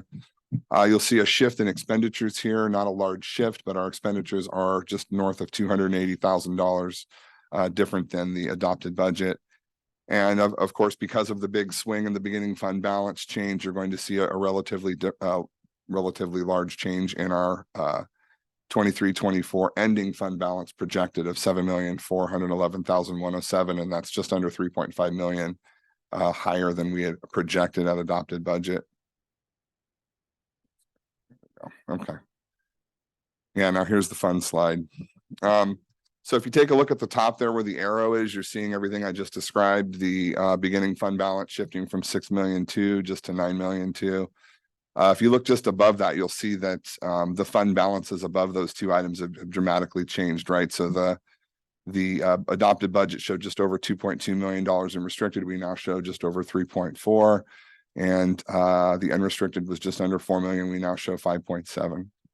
I described everything to you at a glance on the page prior, but some of the things I'd like to note as we progress through this is when we get into expenditures, you'll see that we have a reduction in expenditures on certificated salaries from 20,186 down to 19,964. Similarly on classified salaries, don't go to sleep on me, computer. There we go. Shifting from 9,087,000 down to 8,980,000. So I want to clarify, this was when we looked at, On the screen. we lost it. Okay, sorry. Computer tried to go to sleep on me and now I got kicked out of the Zoom meeting. Yeah. Sorry. You actually put your computer to sleep with your. Because I thank you very much. Just, yeah, okay. Yeah. Ding. All right. That's great. Thank you, Brian. You teed that right up. I know, yeah. I did that to myself. It's okay. I'm back in. That's great. All right. Share screen. PowerPoint. Back up. There we go. Okay. So some things to point out here, down in the middle there, we're showing our deficit and surplus spending in the green, right? So you can see that the deficit did go up this year from adopted budget. We had a $1.4 million deficit, now projecting a 1.5. But what you can see below that in the red and then the bold items there are how the deficit is made up. So really our unrestricted deficit has went down. So from 308,755 to 118,173, our unrestricted deficit has went down and the restricted deficit has increased substantially. And again, as I mentioned before, that's associated with restricted dollars that we received last year that were either not budgeted for or had no expenditures associated that we carried forward into the new fiscal year. The bottom line here down, if you look at the bottom, we are in much better shape than we had anticipated at the adopted budget. Carrying a 7,411,170 ending fund balance with an 11% reserve. I like to show this slide every time. It shows all of our expenditures as a pie chart. Just one item to note here, and I will get to it. I think it's on the next slide. No, it's not. We've actually reduced. At one point, we were talking about 90.6% in overall expenditures are associated with people, and we're down to now just under 87%. So we've made somewhat of a reduction there. A lot of that was associated, as I mentioned before, with the vacancies that were being budgeted and carried forward that were not being filled, right? So we were carrying vacancies in our budget, which I will be clear, those vacancies may resurface this year when we look to fill positions. We're having issues definitely with recruitment on that side, and that's why vacancies are carried forward year to year. But we felt like it was important in kind of being disingenuous, showing a budget where we have so many vacancies set in the budget, holding money aside that have not been filled for some time. So there may be changes here, especially on the certificated and classified salaries, and then of course the employee benefits that go with it as we progress through the year and as the sites want to reopen some of those positions or fill some of those vacancies that we've since now closed. But the good news is I think we're in much better shape than we had projected at the beginning of the fiscal year in July. So I'm going to show you really quickly going through each fund. This is your adult ed fund. This is the budget revision for adult ed. We had a beginning fund balance of 2,674,621 now, not a big shift or a change. There's a reduction, as you can see, of $76,000 in the beginning fund balance. When we carried that forward, you will see if you go down further down to surplus deficit, you'll see that we're carrying a little higher deficit than we had anticipated of 732,111. We only had 351,000 shown as adopted budget. And down at the bottom, as you can see here, the original budget, we had a whole lot of expenditures associated in Fund 11 that weren't realized. And therefore, that's why we have a much higher ending fund balance associated with this fund. Child Development Fund 12. So due to the significant increase of before and after school program receipts, the board no longer contributes to this program for a very long time. You were seeing a unrestricted general fund contribution moved over to Fund 12. The program right now is more or less self-sustaining itself. That's a good thing. As you can see here, we had a revised change in our beginning balance of 86,162. So that increased our new budget beginning balance to 137,379 at the beginning of the year. Total revenue didn't change at all. The 489,254 remained flat. Total expenditures were reduced now at budget revision 1. And as you can see at the bottom, we're now carrying an ending fund balance of 170,846. That's substantially higher than we had projected in the adopted budget. Child development. There we go. Cafeteria Fund 13. So due to our net cash resources being in excess of the allowable amount that we can carry forward by CDE, we needed to look at increasing of expenditures this year in Fund 13. Robert worked diligently on this, and I'd like to thank him for that. But some of those changes you're going to see tonight are associated with additional spending in Cafeteria Fund 13. Excuse me. You can see that the change to the beginning fund balance wasn't much, just under $9,000. The total revenue is projected to be higher than we had anticipated at the adopted budget, just over 108,000 an increase there. But the difference you'll see below when we get into expenditures is a $280,841 increase to expenditures. A lot of this is associated with capital outlay projects, but again, with the net cash resources that we had, we needed to make sure we spent these dollars in line with California Department of Education regs. Down at the bottom there, you'll see that we have reduced our ending fund balance from just over $1 million to just over $854,000. But again, Cafeteria Fund 13 is very healthy. Deferred Maintenance Fund 14, not very many changes here aside from the carry forward of the beginning fund balance. You can see now we're carrying a $387,441 beginning fund balance, just over $163,000 in changes. Revenues stayed flat. There's no changes in revenues, no changes in total expenditures. But the result, as you can see at the bottom, is an increase of our ending fund balance, which is projected for the 23-24 year of the increase is just over $163,000, leaves us with $421,649. I almost don't need to talk about this slide, but we have to bring it up every single time, right? This is Fund 20 post-employment benefits that we have to carry and maintain. We don't have the ability to shift these funds elsewhere. We can't do interfund borrowing or interfund shifting, so it basically remains stagnant. This was originally developed for post-employment benefits. Here's Building Fund 21. Today we did walk a campus and we looked at Measure D projects. We also just passed a resolution authorizing Series B. You can see Series B authorization in the top there, the 5.8871750. Now that is not accurate. Okay. When I developed this, I didn't have the actual numbers from our financiers at that point. So this number will change. What that will do to the overall budget, which I'll bring back at first interim, which is it will increase the ending fund balance from 2.9 million to about 3.3 million. We don't have any more planned expenditures this year to absorb the increase in the Measure D Series B bond sale. So at the end, we will end up with an ending fund balance at the end of this year of just over 3.3 million. But you can see we're using this fund pretty dramatically last year. We plan to this year roll a lot of projects out over the 23-24 year. And just to note, Series B is going to carry us for the next 2 years. So this is the second planned issuance, and it will carry us for the next 2 fiscal years. And then I think this is finally Fund 40, so I can't see it. It is, okay.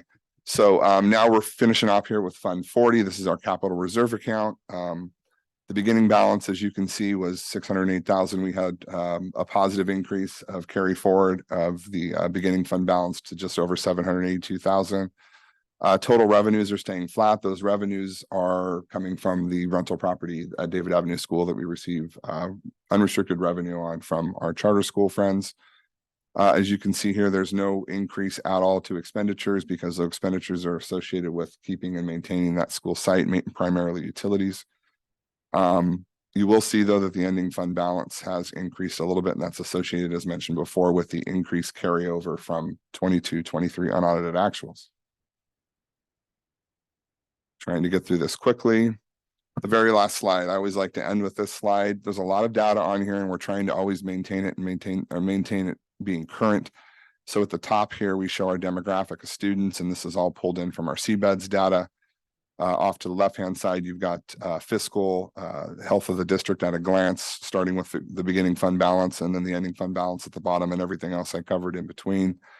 We like to show our property tax revenue trends, general fund reserve trends, and then our STRS and PERS rate trends. And then, of course, our testing, SBAC testing, which has been updated this year. And tonight you will see a report from Director Rogeman on that as well. So with that, I know I went through quickly and I'm sorry that it was so dry, but that's what the budget is. And I entertain it for any questions. All right, there we go. We'll start with trustee Brian Swanson. Well, it's supposed to be dry, right? If it was exciting, or we were, nervous or whatever, that's exactly what we don't want it to be. So I thought, great presentation. There was one thing, and I think I know the answer. But for Fund 40, David Avenue is the only source of income for Fund 40, isn't it? So Fund 40 also houses revenue for BASRP. Oh, okay. But it's primarily a pass-through. Yeah. Okay. All right. Thank you. Makes me have a question about that. Okay, I won't ask it.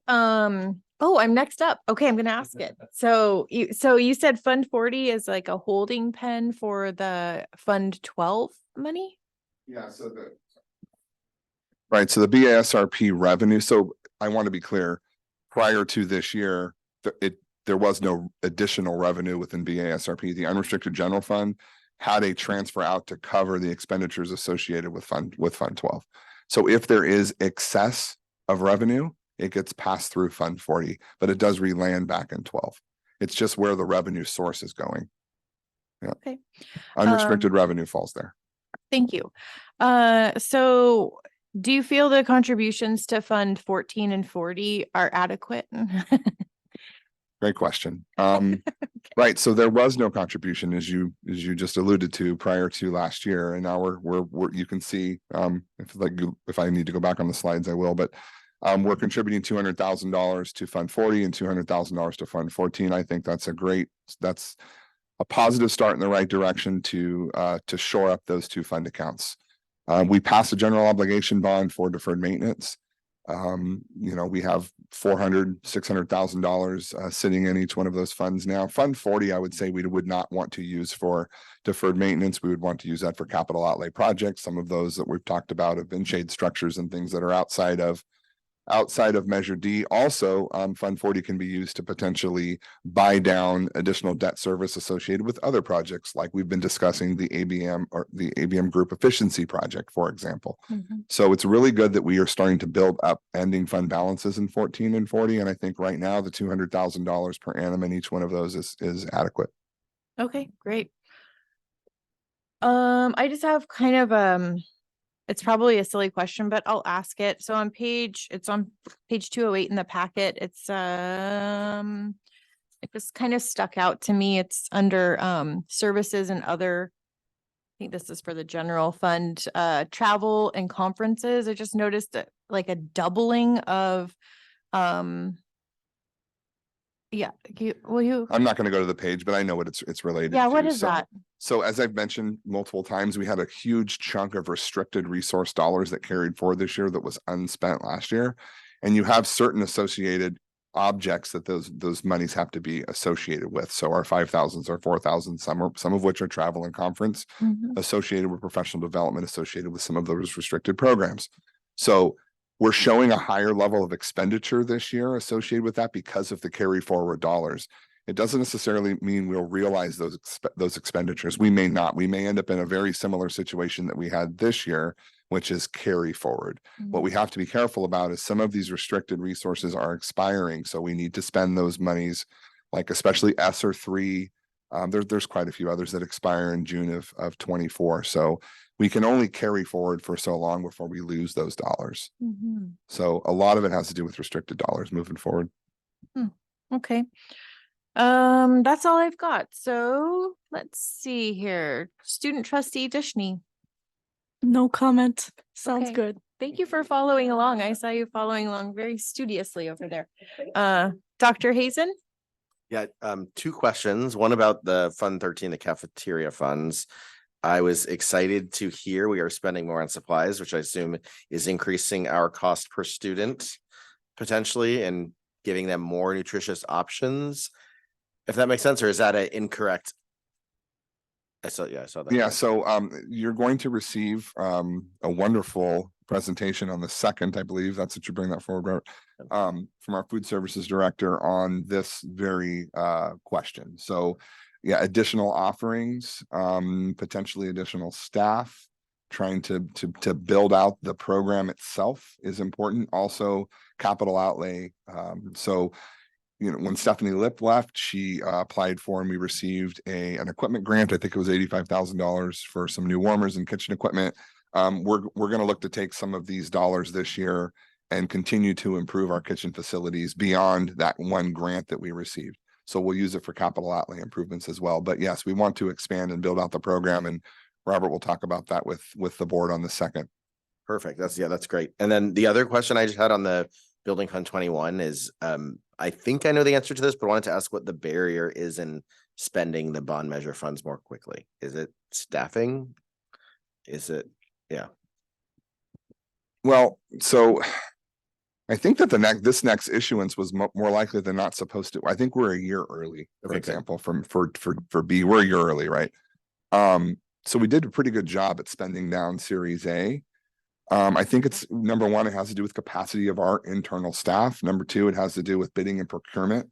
Number three, it's going to have to do, there's a big problem right now with procurement of equipment. So long lead times on equipment as well, right? So if we wanted to do a massive HVAC project in the district, the lead time on mechanical systems is really long, right? So it's really tough to try to shorten up a timeline just because we have, the money to do so.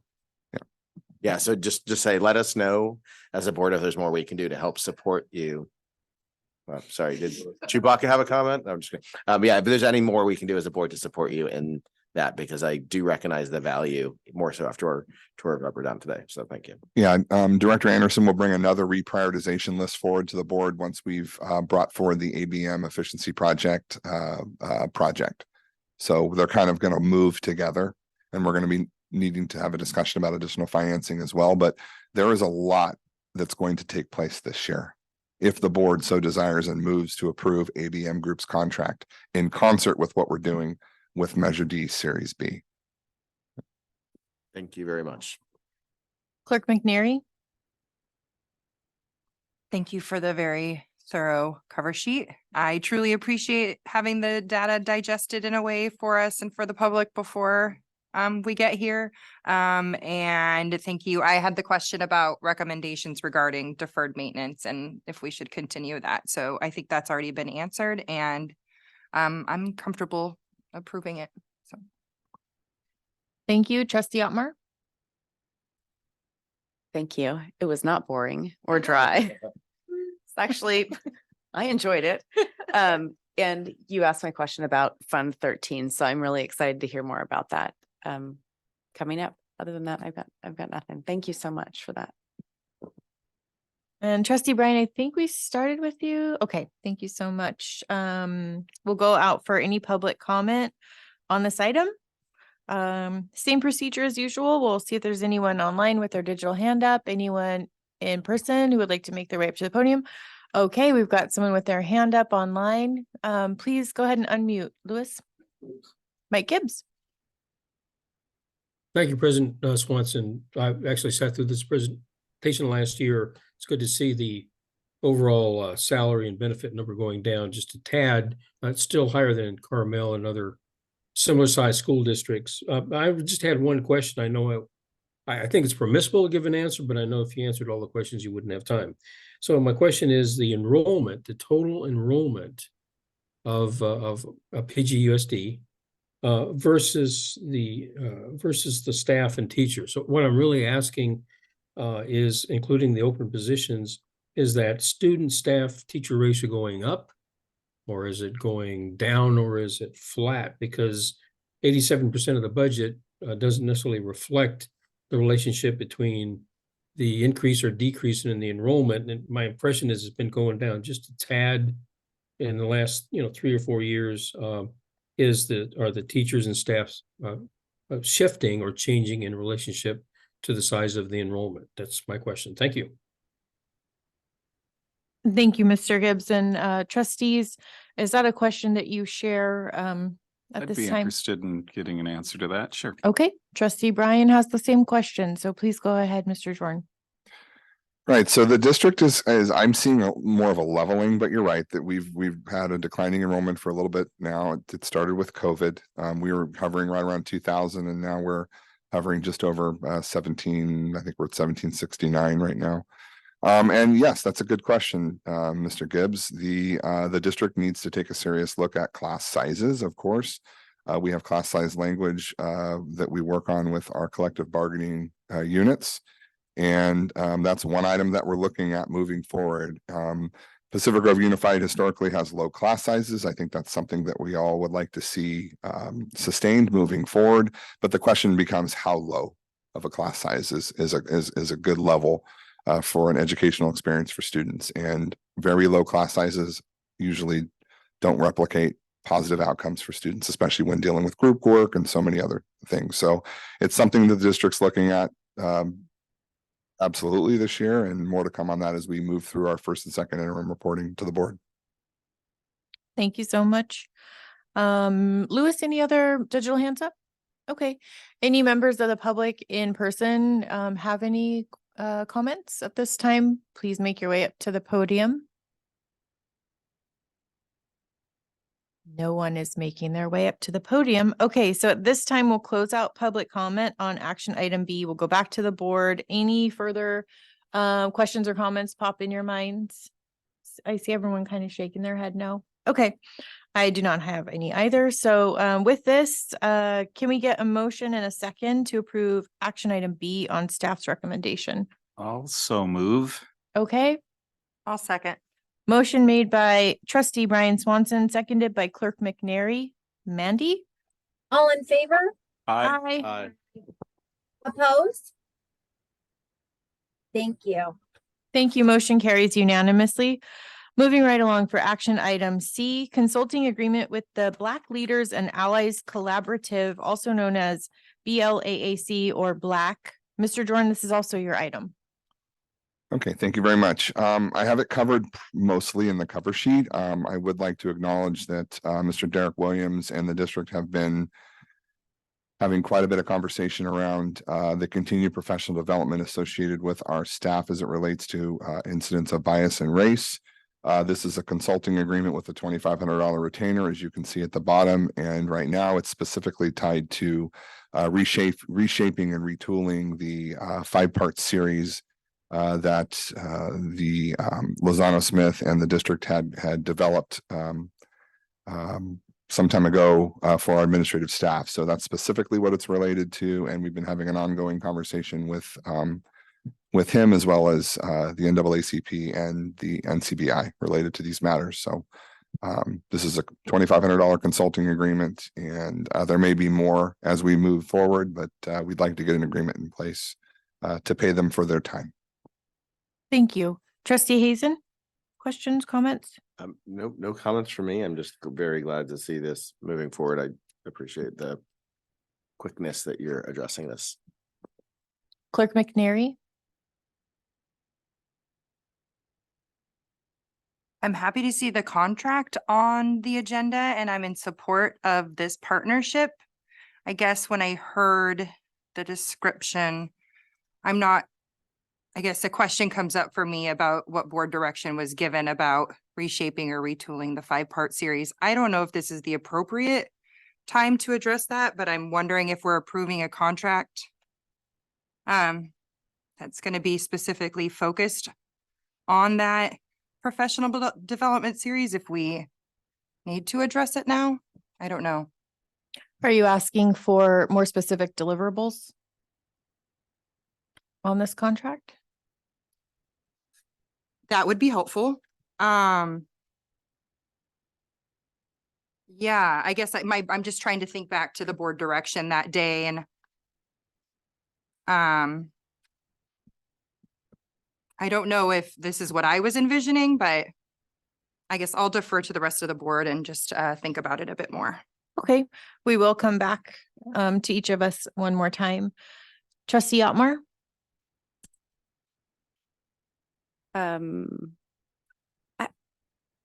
I did have questions after I read this. I'm just sort of trying to understand. I'm happy it's here, but I would like to understand more. I see Director Rogeman here. So if you're up to explain more, but I mean, if everybody's okay with that, Sure. prior to comment, I would love to hear more. Thank you. So I didn't have anything prepared for tonight, but I think that what I can do is kind of give you a glimpse into the nature of the work that we've already started to do with BLAAC, specifically with Derek Williams, and then with NCBBI, working mostly with Elena Loomis and Victoria Mills.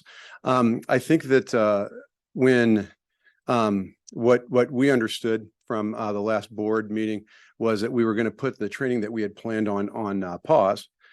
So that we could incorporate the input of the groups that were here at our last meeting and use that input to frame a better training for the admin team.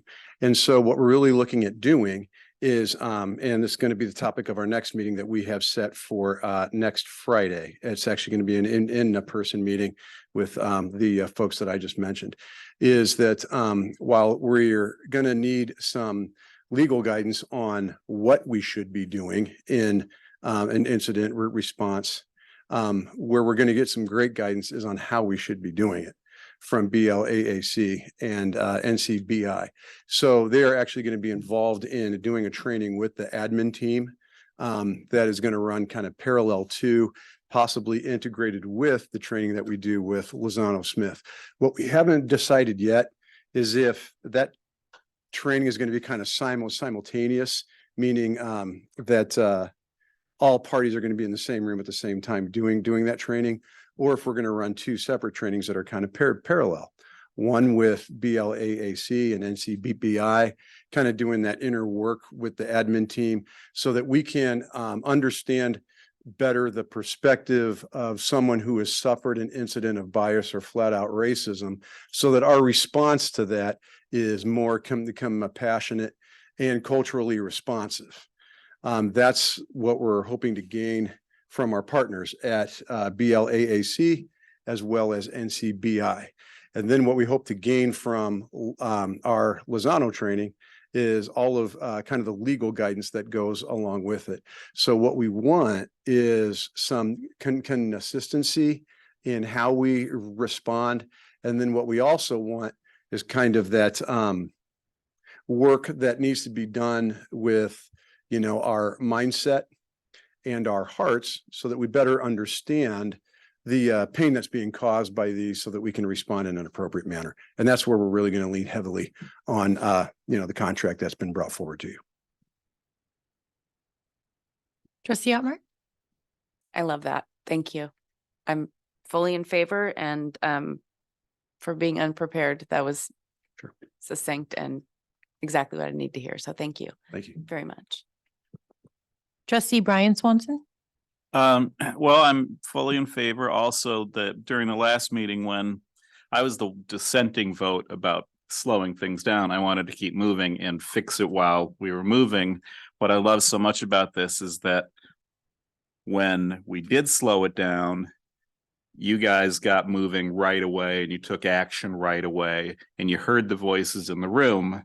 And and now it's being addressed. And I know, again, it's not like it's going to be fixed. Again, it's going to be an ongoing thing, but you guys took action immediately.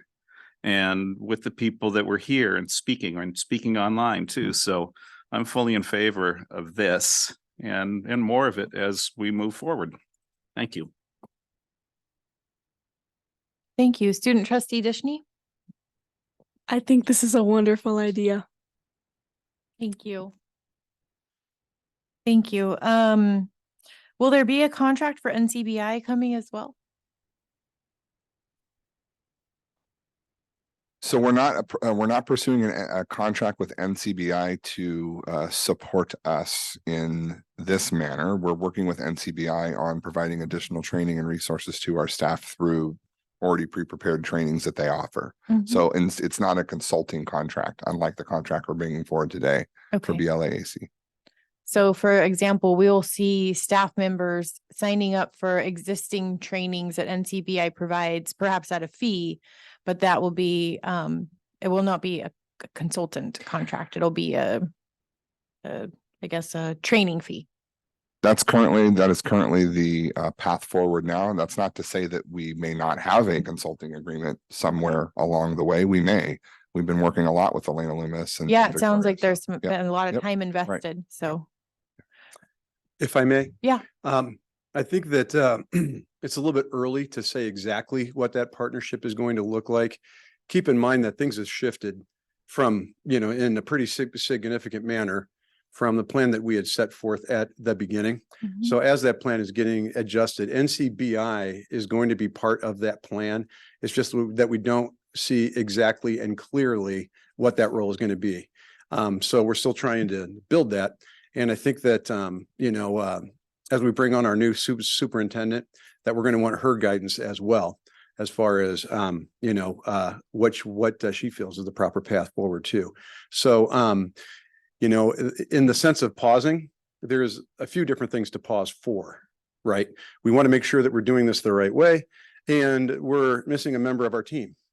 And so we want to have, the other member of our team present so that we can bring the plan forward with the whole team on board. Mhm. Thank you. So board, I'm going to go out for public comment unless I skipped anyone. I started with you, Dr. Hazen, right? Okay, so we're going to go out for public comment either in person or digitally. Please, everyone feel welcome to comment. Anyone in person wanting to make their way up to the podium, please do, Mr. Mason. And Lewis is letting me know we have one person online with their hand up. We will get to you after our in-person comment. President Swanson, members of the board, Mr. Acting Superintendent. My name is Mel Mason. I'm suffering from jet lag, so I forgot to say that I'm actually here standing in for Mr. Lyndon Tarver, who is president of the NAACP, a branch that I was president of for 3 times, a long time ago. And I do know Derek Williams. And I'm familiar with his organization. I do know Elena Loomis, and we all go back long ways with each other.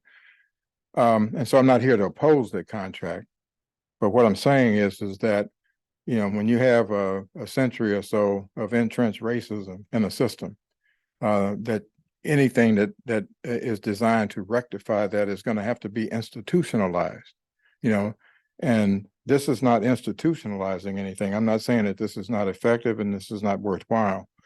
And that's why in the previous meeting, I had mentioned about having, qualified professional, DEI people.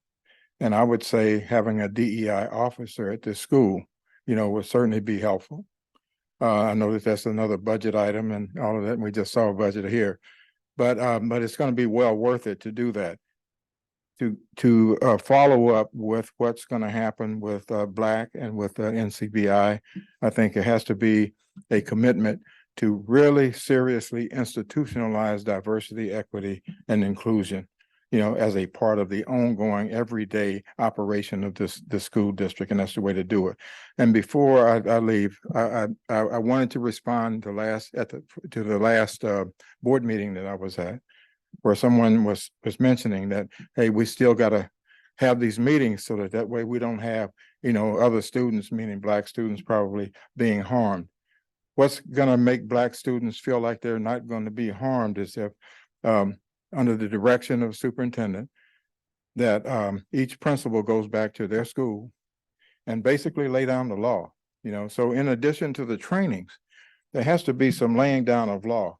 And that means that calling meetings with parents, calling meetings with staff and faculty and students to say that racism absolutely is not going to be allowed on these campuses.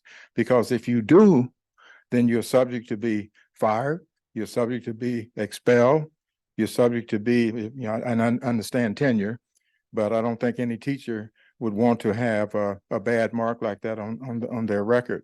But what I'm saying is that the penalties, I think, because you already have the policies. the penalties have to be exacted in a much more severe way to get the message across that it's not allowed here.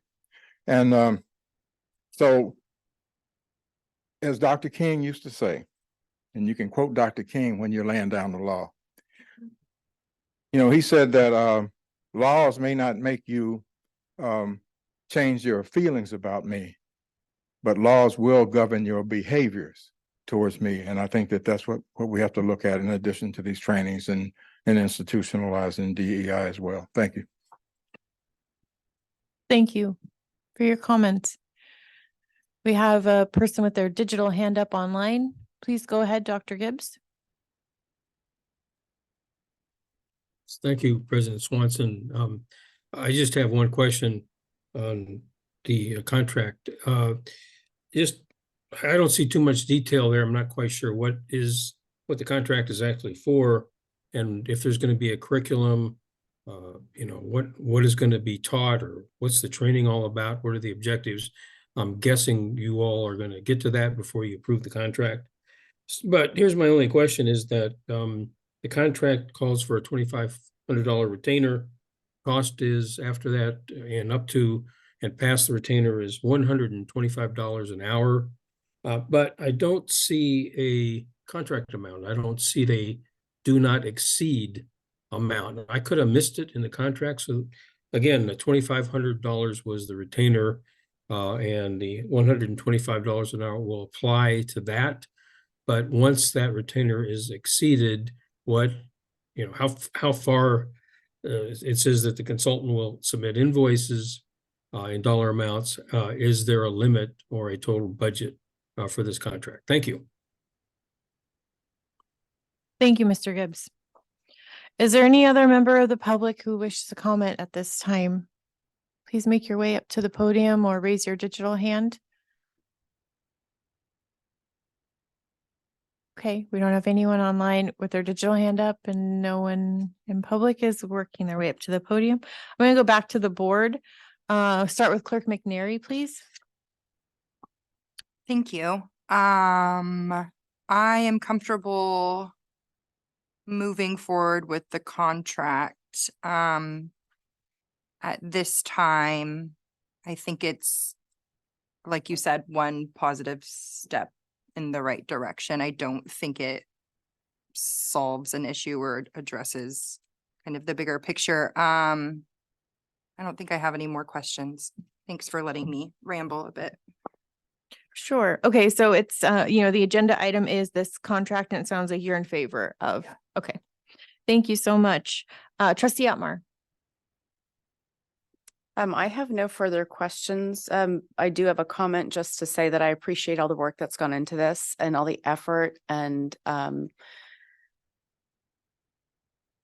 say time, but the time is going to continue because this is something I can tell is going to be ongoing in the district. So I just really appreciate this being here and us moving forward in this direction. And I'm in definite support of this. So thank you.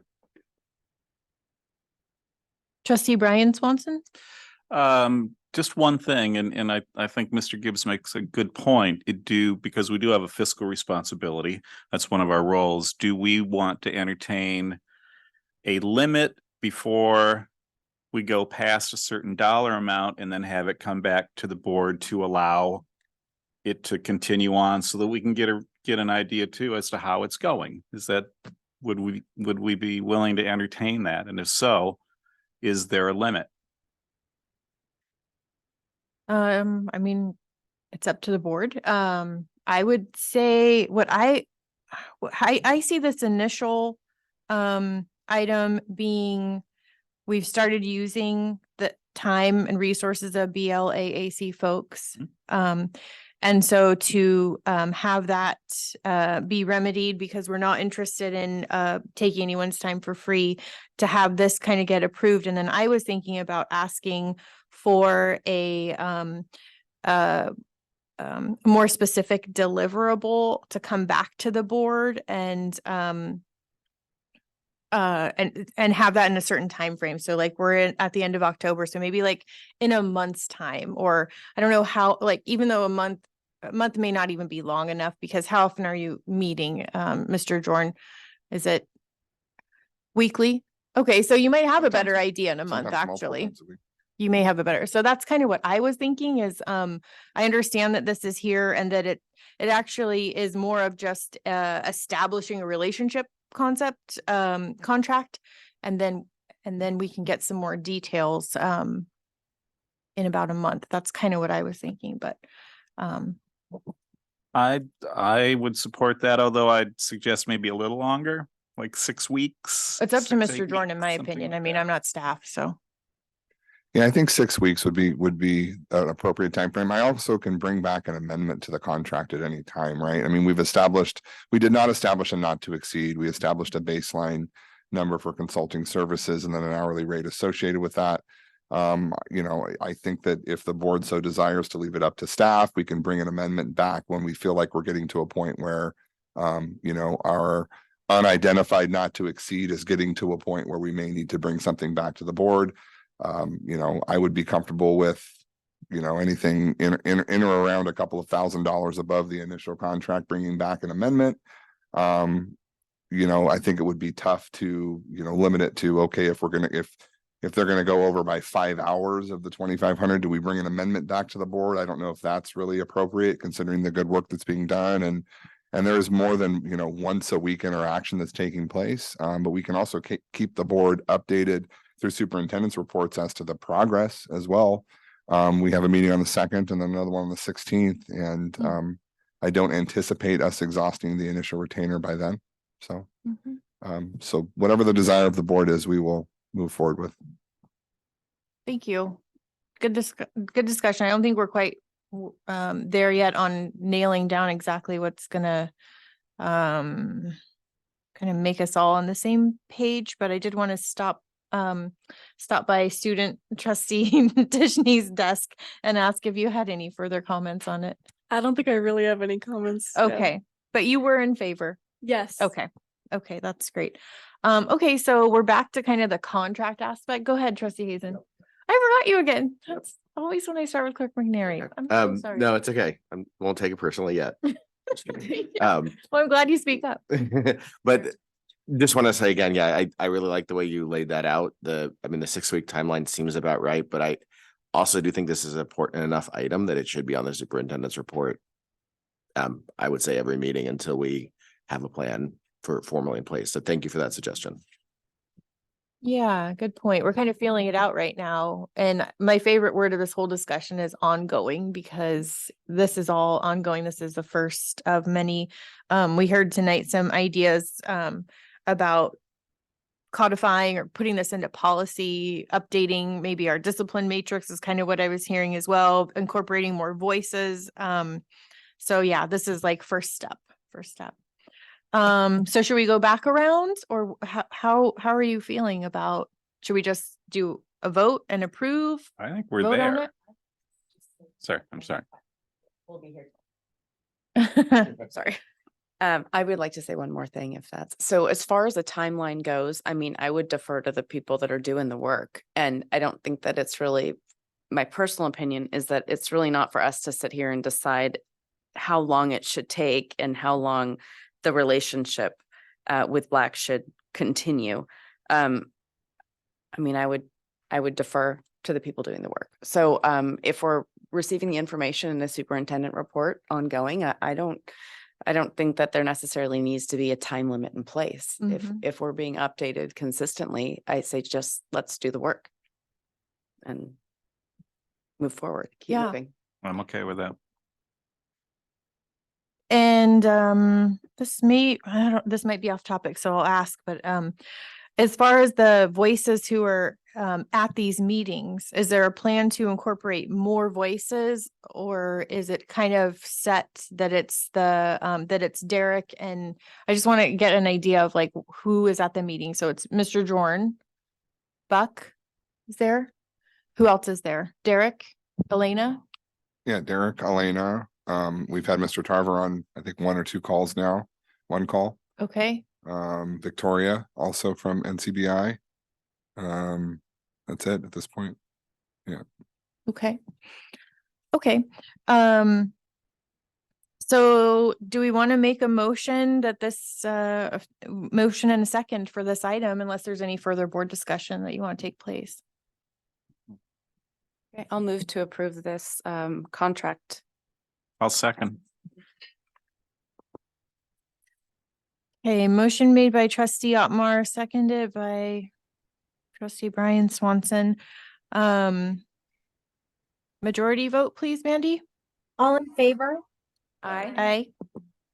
Opposed? Thank you. Motion carries unanimously with the direction to bring it back on superintendent report both times in November, and we'll just kind of keep an eye on the pulse of it. Okay? Yep. Okay, thank you. Moving on to action item D, board calendar, future meetings. Mr. Jordan, was there any changes on this? How are we doing on board calendar? We did have a change we discussed, but it doesn't look like it made it onto the calendar, so we don't have any current changes at this time. You know what? I think it's gonna be on the November 2nd. That's the I one. think this was already published. Yeah. Yeah, so, okay. Clerk McNary, I'll start with you because you're kind of the calendar keeper. Yeah, I think it was already published before, but I don't think there are any other changes. I don't know if we need to approve it then, if not. Okay, we'll go around and see. Trustee Otmar, any changes, comments? Nope, no comment. Trustee Brian Swanson? None, thank you. Okay. I don't have any, student trustee Dishney? No comment. Okay, we'll go out for public comment as we do for. Did you? Oh, Now I'm no. starting to take it personally. No, I'm Now, just kidding. yeah. Just kidding. Just kidding. So sorry, Ellen. Go ahead, trustee Hazen. Yikes, what's The- wrong with me? The only thing I was Okay. gonna suggest, and I don't know if this is the time, but since we Mhm. did bump the governance Mhm. item, I wonder if that was something we wanted to discuss while we can to try to get it back on the calendar, recognizing there's some balls in the air, but maybe having it at least Oh, yes. temporarily until we know for sure. You know, I did chat with Lou about it, because from my memory, it was like, that's what we were gonna have on October 25th, right? Originally, we had that governance meeting. It got superseded by something that we wanted to prioritize more, which was superintendent meet and greet. So yeah, good. That's a good question. Lou was saying he's available in November. He said that he would recommend it being its own item, its own meeting, not plugging it into an existing meeting. So that was kind of his guidance on it. So, do we want to ask Mandy to, what are you thinking, to coordinate that, or? Sounds like it. Yeah, that's probably best. Yeah, I mean, the one item, if November 2nd, I know it is changing a bit, but if that does end up looking like a less than full. No, Okay. No, it's a pretty full. Sorry. It's, Just looking at the calendar. sorry, No, can I'm gonna just jump in. I'm so sorry to do that to you, Elliot. I apologize. Can we wait until superintendent starts to start talking about that? I thought that was the plan. yes. Isn't that what we decided on? Yep, that was the other key, is that we have kind of the full team in place. And so if barring any unforeseen circumstances, you know, it sounds like her contract's gonna come back on November 2nd. And so that will dictate her start date. And so I guess anything after November 3rd, but first we have to make sure that, you know, we have, as a board, we haven't approved her agreement yet. So we have our steps in place. So do you want to table it, Elliot? What do you yeah, think? maybe I will suggest then that we put it, if we are potentially approving the contract on the 2nd, maybe we put it on that calendar item as something to be discussed. I know, Oh, I see. and if there's a way to do that with engaging with the potential, you know, finalist candidate as well. Yeah, My concern is I do not want to keep putting it off. It's and I agree. understand we're putting it off for good reason, but it's a very important item. I so think. tickle in your calendar, tickle in your notes that when we have our meeting on the 2nd, you will bring that up during this item. Okay. That's how, go I ahead. would just say the only thing to note would be just because the board is approving the contract on the 2nd, she won't be sitting at the dais engaged in the conversation on the 2nd. So Right. you may want to think about looking at the 16th when she's actually Mhm, an employee of the district with an approved contract, just a point of order.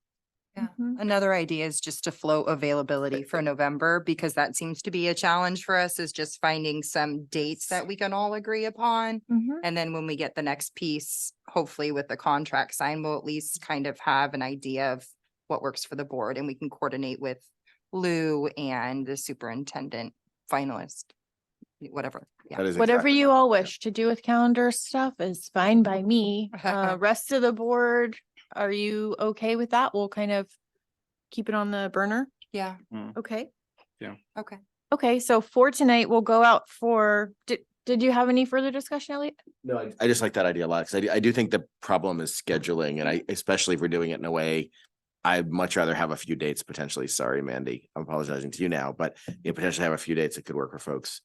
Then, so that way. That we when- could present to our superintendent finalist, who we hope eventually becomes our superintendent. Yeah, okay. Mandy, is that clear? Yes. It is clear. Okay. And Mandy, Oh. I'm talking to this guy. Mandy, I'll send you some dates for myself, so that might make it easier. I'll just. Okay, do that in also, I advance. totally lied. I have no idea what you guys are saying. I'm sorry. Are we talking about finding dates in November? Okay, so the direction is that after this meeting, maybe sometime tomorrow or early next week, you will reach out to the board and ask what days can work for them for a special meeting. It will be a meeting that is special in the sense also that it's the only agenda item that day. It might be on a weekend. We might have to kind of do our Saturday morning thing Yeah. that we've done. Yeah. Okay. Does but that we're make thinking sense? November.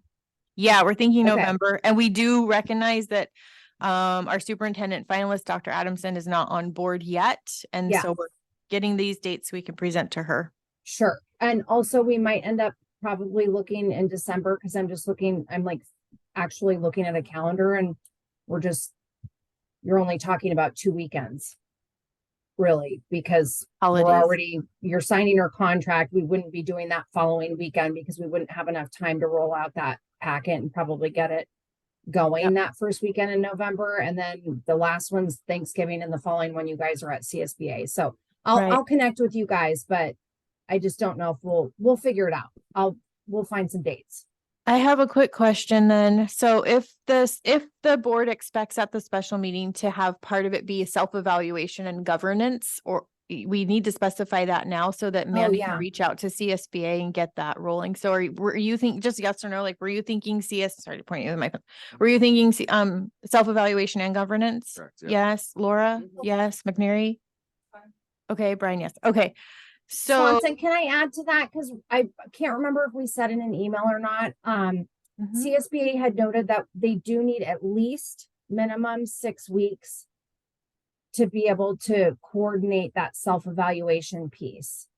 Okay, so board, we have a question then. Do we want to prioritize and just do governance as soon as possible? And, and then have maybe a part 2 later in December? Is that okay with you, Elliot? Okay. Okay. It appears that the majority, if not all, Laura, you're not loving the idea of 2 meetings? I don't love it, but if that's the way it has to happen, then that's the way it has to happen. Okay. And I'll do whatever I need to do. It's just not ideal. Okay. Okay, so Mandy, the majority of the board and Laura hesitantly would like to prioritize having a special meeting with governance at it. And then if you wish, you can kind of simultaneously reach out and try to get CSBA to start that 6-week timer by providing us with our online self-evaluation that we can fill out. You got it. And just, sorry, I just want to over clarify for the governance, we're talking about Lou Lozano, right? I Okay. am, yes, Seeing and I'm yes. seeing nods. Yeah. Thank you. Thank you so much. Okay, so with that, we're actually, correct me if I'm wrong, we're actually not changing the board calendar that's in this packet, correct? Okay, so we'll go up for public comment on this, and then we will take a break right after this item. So any public comment, digital or in person, on our board calendar future meetings item, this is page 232 in the packet. Okay, thank you, Lewis. I don't see anyone in person making their way, and Lewis has given me the signal that no one online has a digital hand up. So we do not need to make a motion on this. We're just going to close this item out and conclude our action discussion portion of the meeting. We're going to take, it's 8:53. We're going to take a 10-minute break, come back at 9:03 and start in our info discussion items. Thank you. for the folks at home, we're 6 minutes late. That's totally my fault. But we're gonna start up now. Mr. Dale Scott is here, Mr. Jordan. We're gonna start with our information discussion continued. Item B now, presentation on potential Measure D bond extension.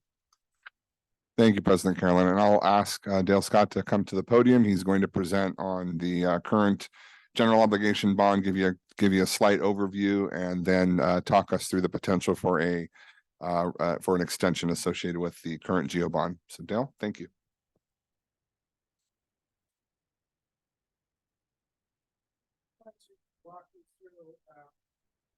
Microphone. You're- Better? Yes. Thank you. I'm going to walk you through, there's a story here to get you to this place. It'll take just a few minutes. On slide, and there are presentations on your desk if you want to go through on the paper side. On page 2, on slide 2, we look back at the last 20 years of assessed valuation of the district. This district has had continuous growth. I'm sure you all know what assessed valuation is, the underlying taxable value of all the property within the district, commercial, residential, industrial, et cetera, et cetera. Even during the mortgage meltdown of 2008, it was essentially a flat assessed valuation growth. Then we turn to page 3. And what is important about this slide is these two pieces, how they work together. On the left-hand side, we have the voter turnout in Monterey County by election type. And if you look at again, on the left-hand slide, the blue are presidential elections. The dark black is the gubernatorial elections, and the gray is everything else. Turnout in, for example, November 20, the last presidential election in Monterey County was almost 80%. And then move over to November of 22, the last gubernatorial election, 50%. Why is that important? You're elected officials. You probably know why it's important. If you look at the pie chart on the other side of the page, that pie chart doesn't change its proportionality. It does change its proportionality based on who turns out. The more people that turn out, the more opinions that are given, the more likely it is that a bond measure will be passed. And I think you all know that. On slide 4, we look at the last 5 measures that have been passed by the voters since 1999. If you look at the third column over, you can see how supportive your voters have been. There has been one failure in November of 13. That was an off-cycle election. I honestly cannot remember why it was on an off-cycle election, but it was, and it failed. Every other has been passed with a strong majority. On the next page, slide 5, we have all of the outstanding issues that have been sold and are still being paid off. And this is important as we get to this sort of last piece of the puzzle. If you look at the second column from the right-hand side, you can see the final maturity date, and many of these are being paid off soon. And that is, I think, is testament to the conservative nature of this board and previous boards of making sure those bonds were paid off as quickly as possible. And then, of course, we have on the right-hand side, far right-hand side, the optional call date. That's the date which we can refinance these bonds if interest rates allow for it. Although I have to say in the current market, that's probably not going to be an option, but we'll see how it goes. So you have 2 measures that still have bond funds that are available. The first is the measure A, the technology bond. And what you have on the gray are the bonds that are outstanding. This shows the estimated tax rate per $100,000 of assessed valuation that homeowners and property owners are paying. And then the green and the blue are future bond issues. You still have $9 million plus available. And those bonds are going to come online over the next 8 years or so. And those will also have a tax rate. So you can see what that tax rate looks like for the technology bonds when they're put on top of all of the other bonds that are outstanding. And then on the next page, page 7, we have the same thing for Measure D. You have $24 million of Measure D, excuse me, that's authorized but unissued. We can calculate or speculate when those bonds are going to be issued and what those tax rates will look like for the per $100,000 of assessed valuation for the property owners in the district. That's where you are. That's sort of the big picture of where you are for everything that the voters have given you, have approved for you, and what we project to be the issuance amounts. So we have quite an opportunity then. If we take those amounts, those projected amounts, and we look at them as sort of set or rather set, that's what we call the existing bonds. That's the gray. And this again is in increments of 100,000 tax rate per $100,000 of assessed valuation. We can go to the voters, back to the voters in November of 24 and ask them if they would be interested in passing an additional bond for additional improvements, but with no increase in the tax rate, no increase in the estimated tax rate, because of course things can change somewhat if there's a drastic change. But that potential at the upside, the highest side, would be an additional $75 million with no increase. Now, you may say, well, that's great, but we don't need $75 million.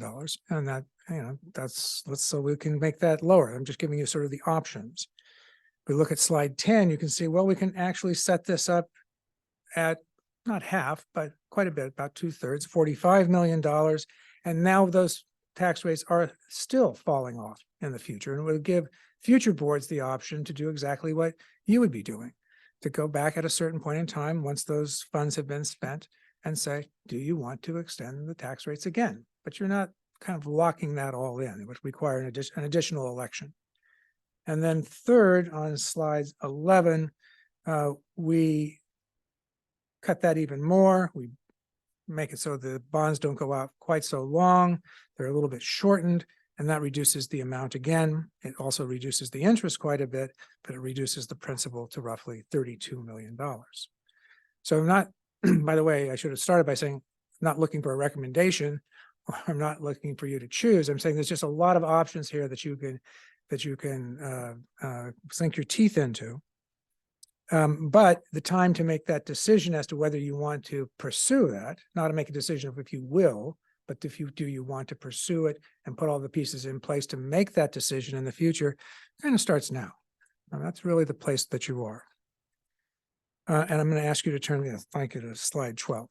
You can see these are the pieces of the puzzle. Planning and structure, we've kind of just gone through, but there's also what are the projects, what are the various facility needs and technology needs.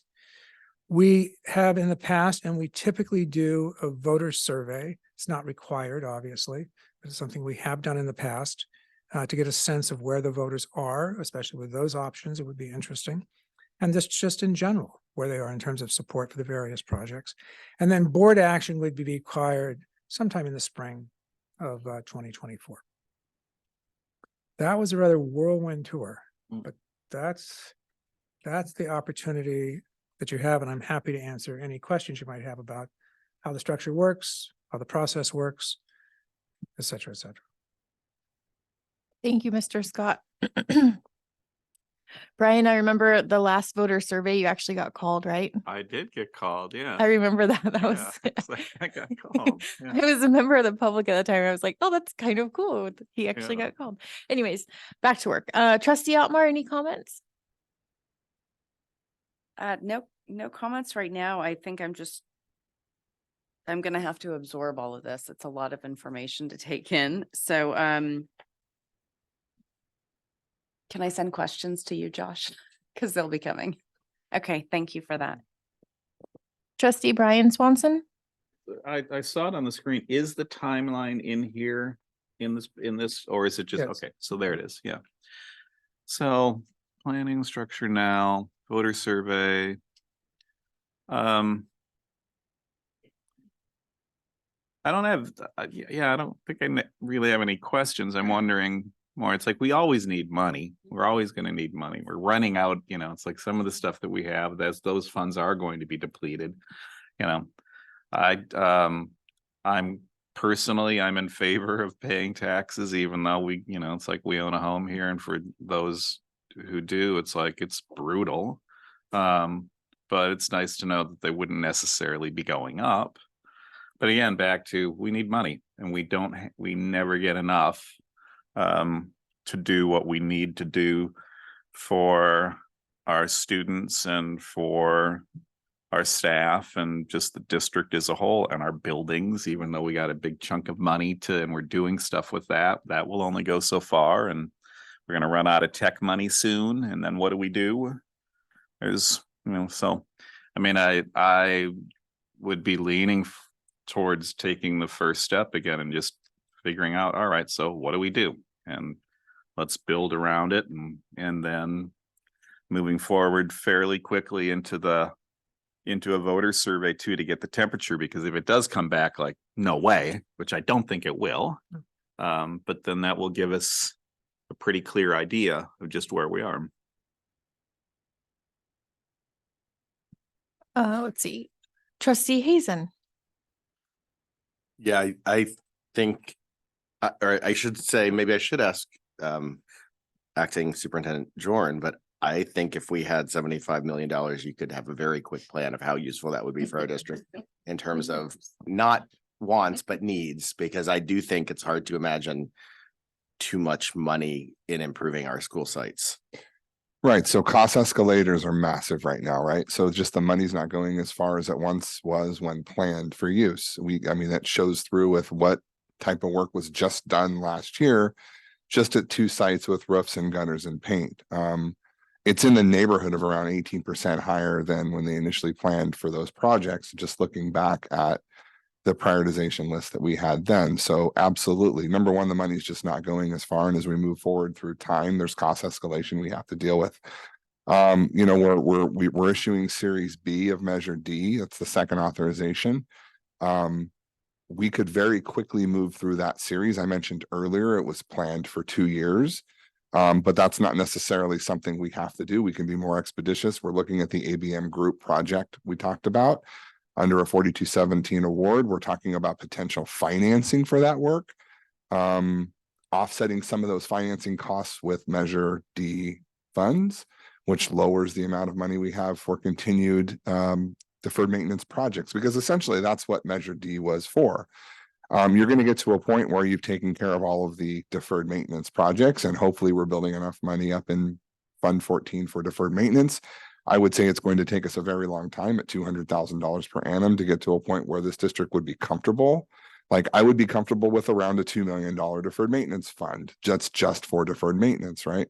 It's going to take us a while to get there. So I don't foresee much growth in this district, but when you look around at our facilities, there's a lot that needs to be done. Path of travel, parking lots, building envelopes. I mean, these are not very attractive projects, but they're things that have been overlooked for a very long time. And I believe we're going to blow quickly through the remaining series that we have available to us. And I think this is an opportune time for us to at least have a discussion and survey our voters to see if there's an interest in continuing the tax forward, not increasing the cost to homeowners, but just continuing it out for an extended period of time beyond what we have it established for now. One quick comment on that, and following on Trustee Swanson's well-said comments as a homeowner as well.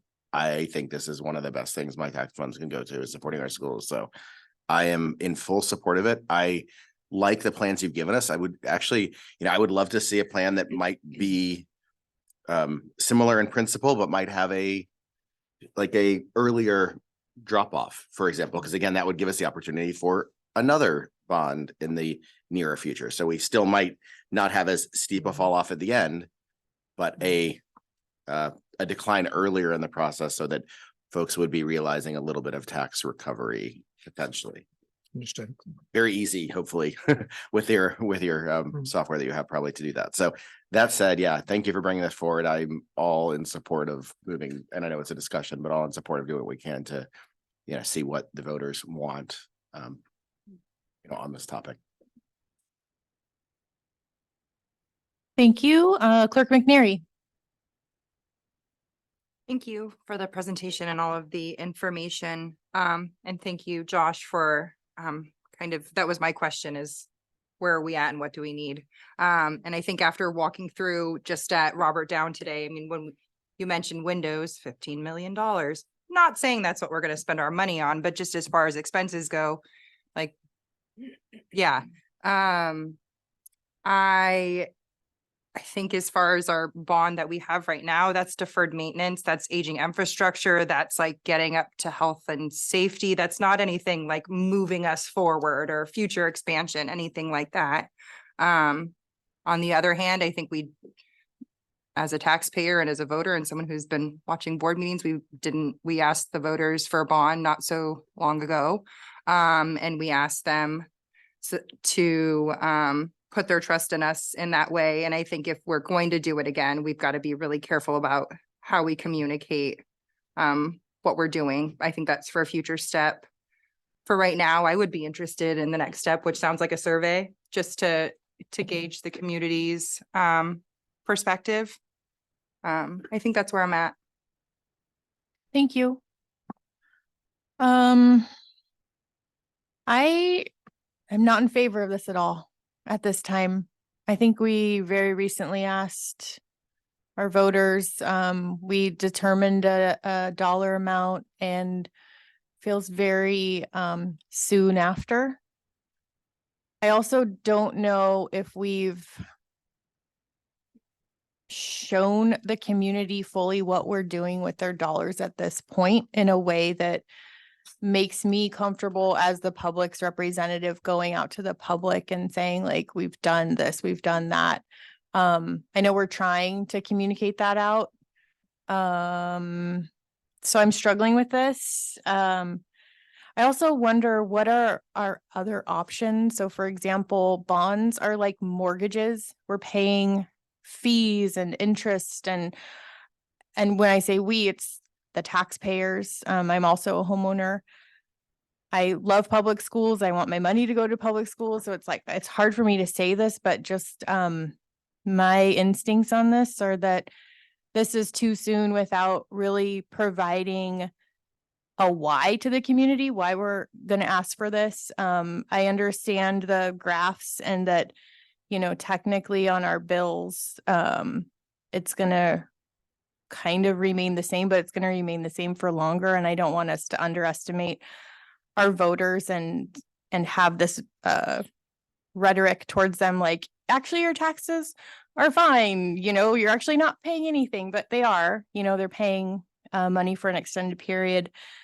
And so I'm curious what other types of products there are out there. Is there some type of product like I remember in 2020 when this was on, I was talking to my uncle who lives in Texas and he was like, why a bond? Why don't you have something that, yeah, the taxpayers pay for on their property taxes, but it's something that is more like a savings account that builds itself up. So like it's, you know, $100 per parcel or whatever, and it just accumulates instead of it being something that has, that's more like a loan.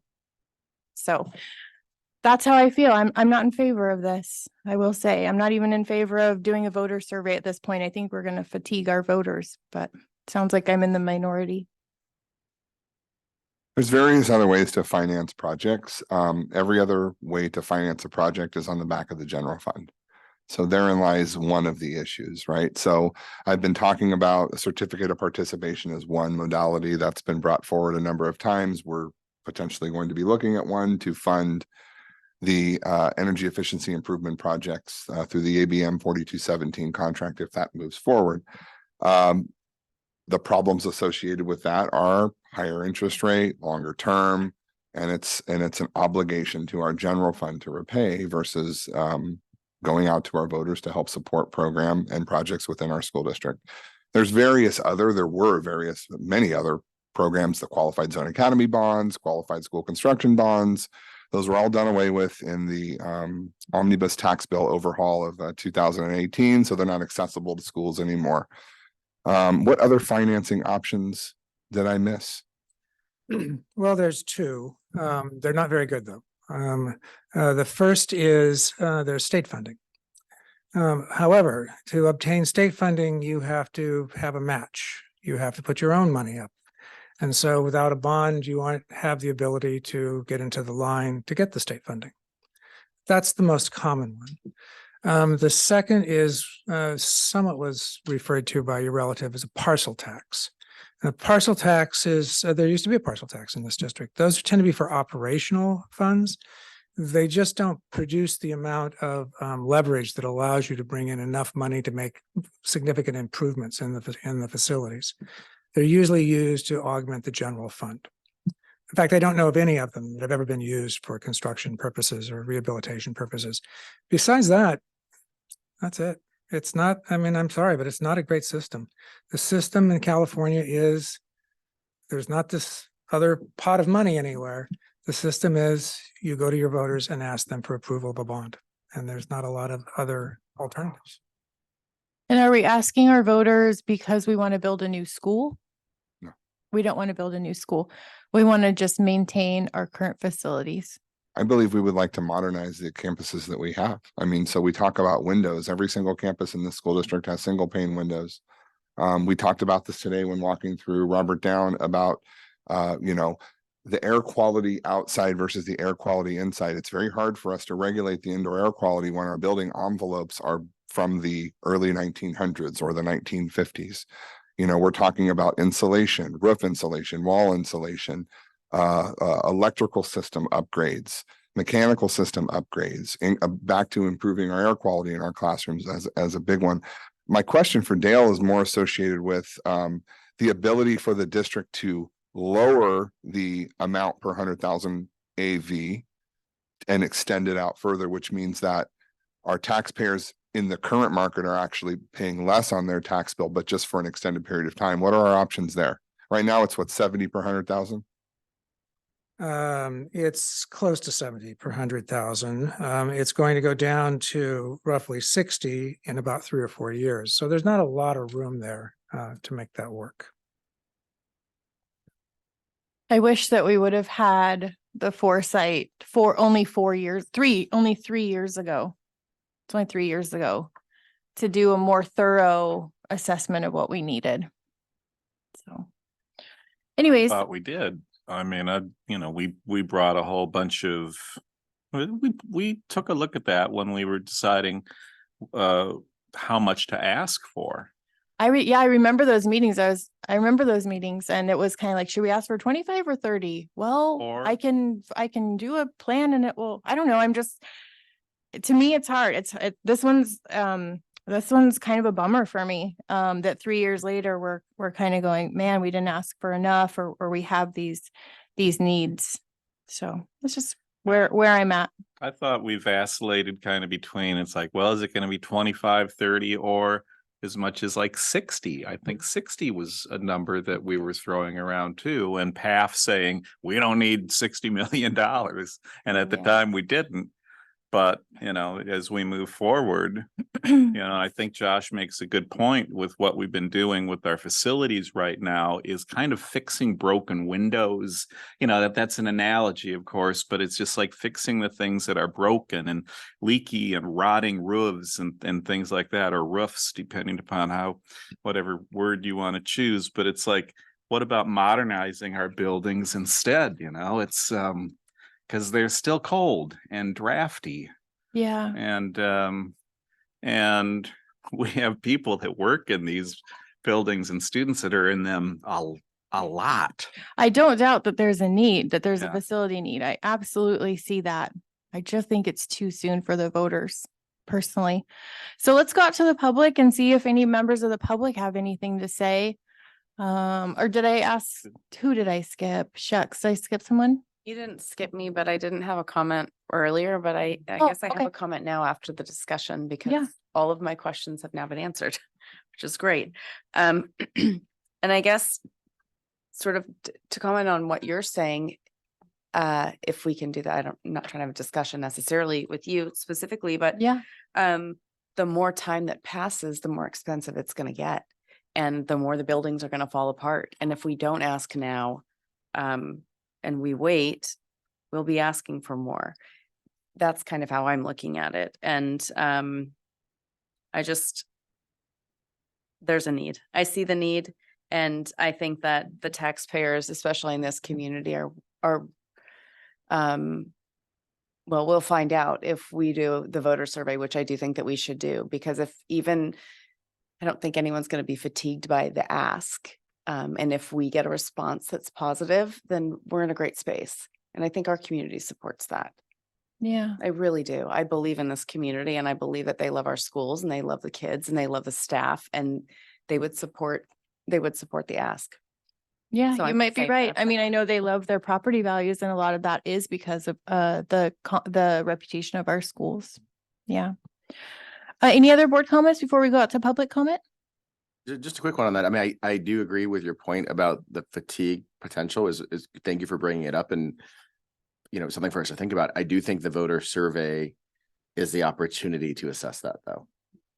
Because I do get I do get your point too about it being too soon, but yeah, I mean, I would love, and maybe reading together some of these comments or bringing together some of these threads would be, we have some numbers here. These may not be the final numbers, but it would be great to, from, maybe back of the envelope, maybe a little more detailed, what would the plans be with these levels of bonds that we could do so that our public could get a sense for if we are approving scenario 2 of 47 million, we would have double pane windows in all our sites. Yeah, that's what I would need. I would need details that made sense to the public before we just say it's for repairing our gutters. And it was hard for me to have that bond pass. It was easy for me. I was happy that the bond passed, but then for the community it was like 18 months or more to see plants growing out of the gutters at Forest Grove and going, what happened? We passed the bond. So for me, I feel like we have some reparations we need to do in our community when it comes to communicating what we're asking for and why.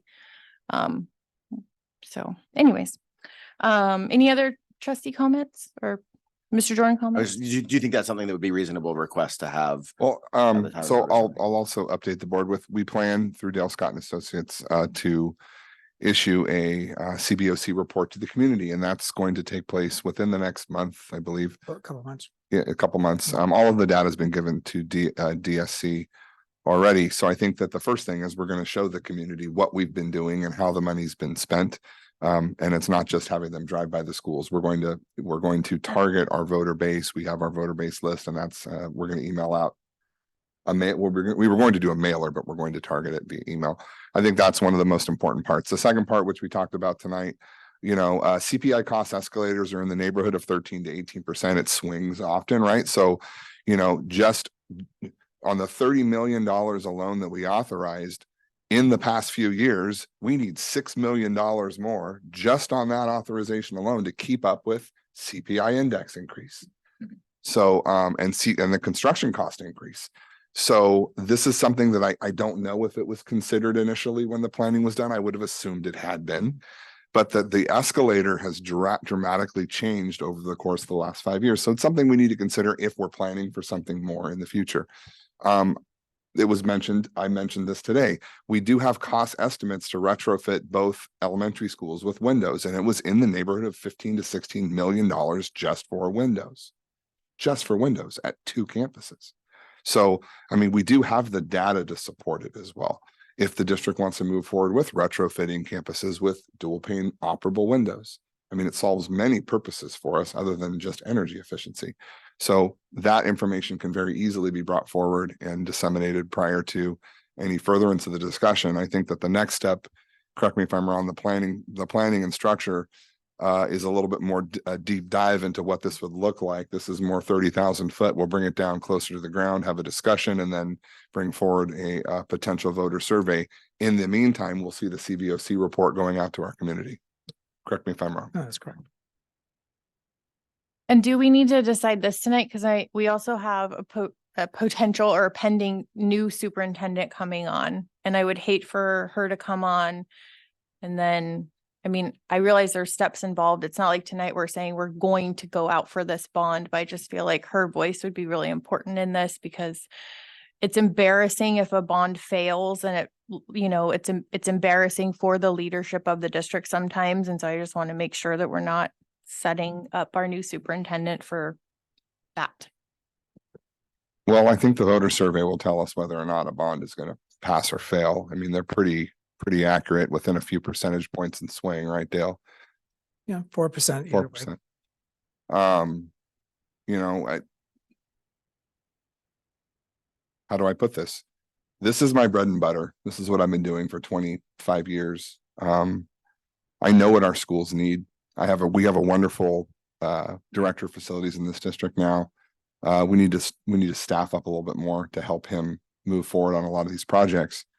But as I walk through these campuses, I'm telling you all right now, $16 million, $14 million left in authorization. It doesn't even get us close to something that looks good that the community can embrace. I'm just telling you this. We're not in the neighborhood of retrofitting our schools and modernizing our schools with the current authorization. So, I mean, we're bringing this forward now because we have a presidential election coming up, and it's the time where you would bring this forward. So if we miss this window now, and again, the direction tonight, all we're looking for is to start looking at planning and structure, bring it down from 30,000 foot to be a little bit more specific, get into the next step of a voter survey so that we simply don't miss our window, because if we miss this window, we'll be talking about this 4 years from now. If you don't mind, let's go out to the public and see if there's any public comment, either online or in person. I'm hoping someone has opinions about this. Who's here? Yes, Ms. Chavez, thank you.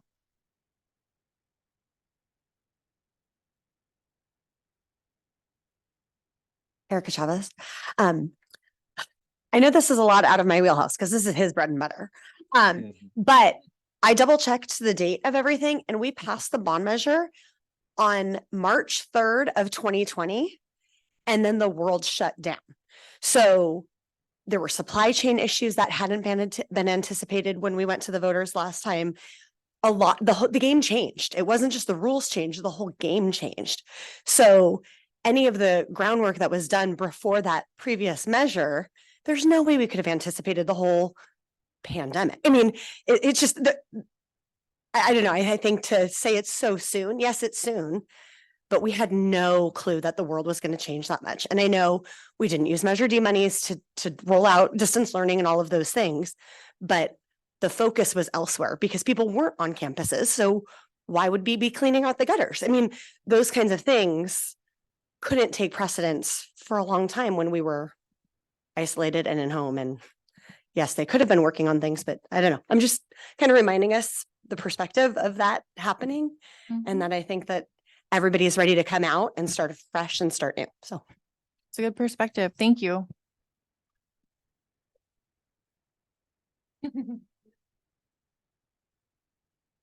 Good evening. I haven't been Good up here for a evening. while. Laura Leona from the high school. I cannot agree with Erica enough. I am a very unfortunate new homeowner who decided to start a remodel in 2020, and it is easily, well, I do have a penchant for really expensive tile, but it has gone over by about 25%.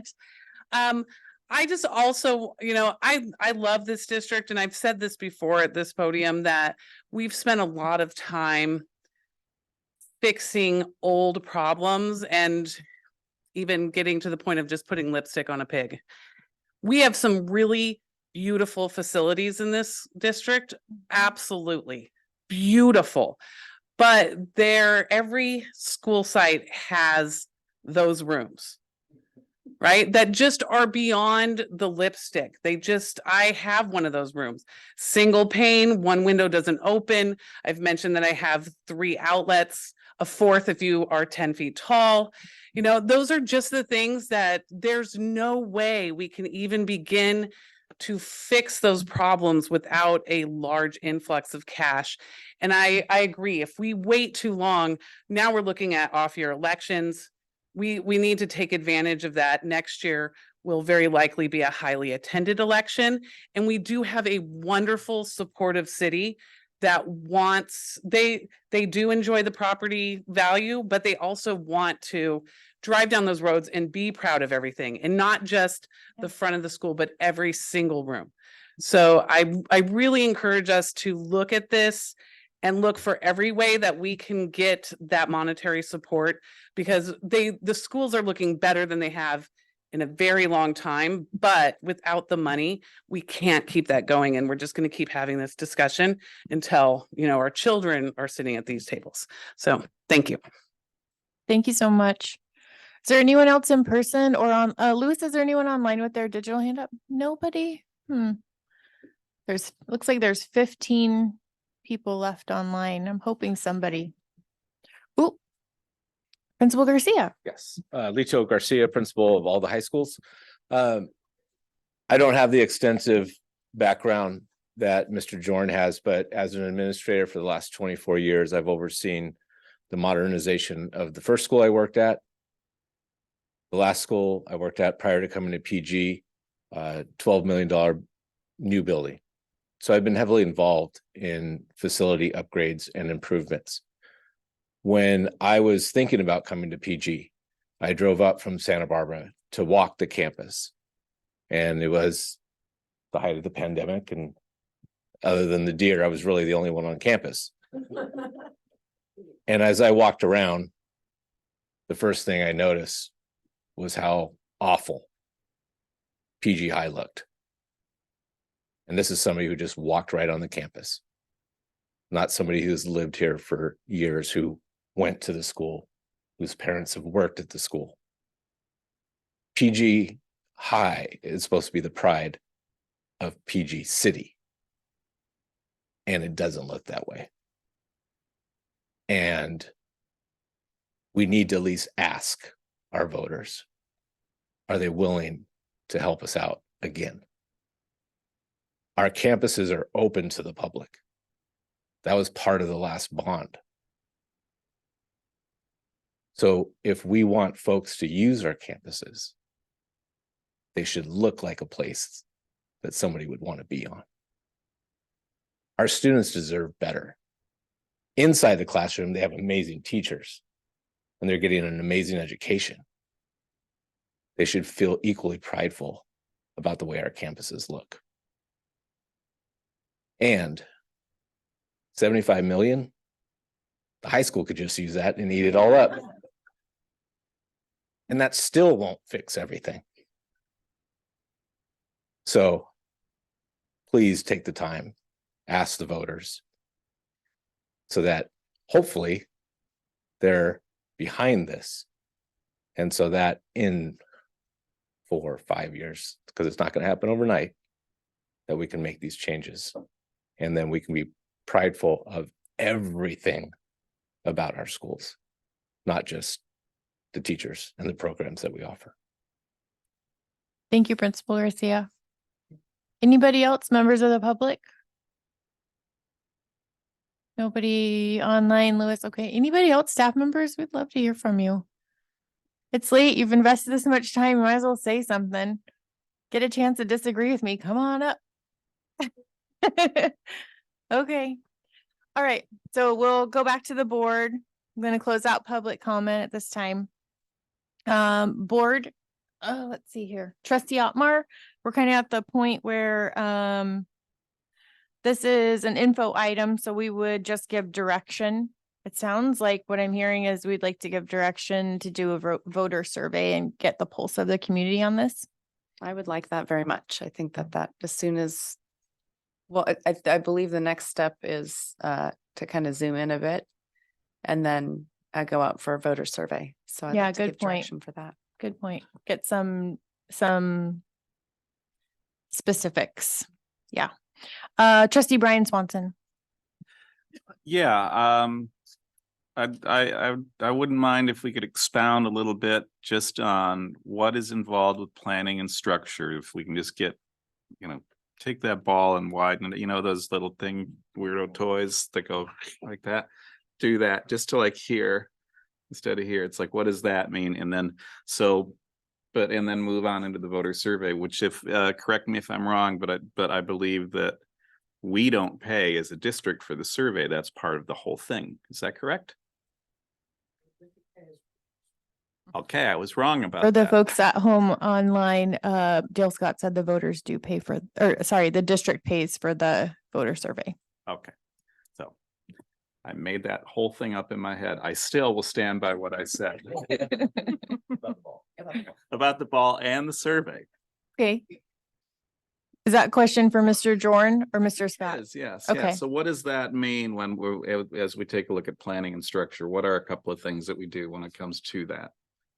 Is it just targeting I think scope and scale of the bond that we're looking at, Dale had 3 slides that address that, 75 million, 45 million, 35 million. We would probably hone in on what's a more accurate and appropriate target for our district associated with upcoming projects, specifically targeted at modernization. I'm using the word modernization because that's not really the term that was used No, it for the wasn't. prior bond sale. Right. Because, you know, when we're looking at modernization, modernizing a campus holistically, we would bring in, you know, an architect and we would do master planning. And there's a whole lot involved in that and associated with that as it relates to modernization of a campus. So I think we would need to look at that. We have a lot of data right now, and I love the lipstick on a pig comment earlier. I feel like that's kind of what we've been doing right thus far. Yep. A more targeted approach would have been to do a master planning survey and study of our campuses and build a modernization program. That is all something we could look at doing now moving forward. But what we're talking about related to the bond is the structuring, basically the dollar amount and how long we stretch that out. Okay, helpful, thank you. Trustee Hazen. I can't say how much I appreciate the comments in the discussion, but I am all in on taking that next step on planning and working towards voter survey. Thank you. Thank you. Clerk McNeary. Yeah, I'm interested in taking the next steps and seeing where we go.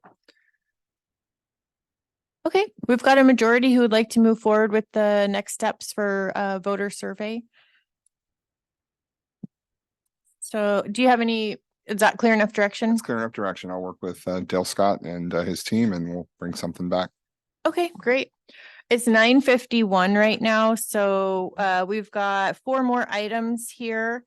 We can seriously consider extending or pushing these items to the next Mr. meeting. Scott. Oh, thank you. Thank you. Bye. So what? We actually, oh, never mind. The agenda for the second is probably already going to be done because it comes out But these tomorrow. are, I think it's easy enough to Oh, move but because they're these already might done. be easy to move because they're already ready for tonight if we don't want to. If we don't stay late. extend. I know it's been a long day. It's been a long week for a lot of us. So it's 9:52 now. We can vote to extend or we can say, you know, is there anything that we have to do tonight, Mr. Jordan? Like C, do we have to do C? Is that a time issue?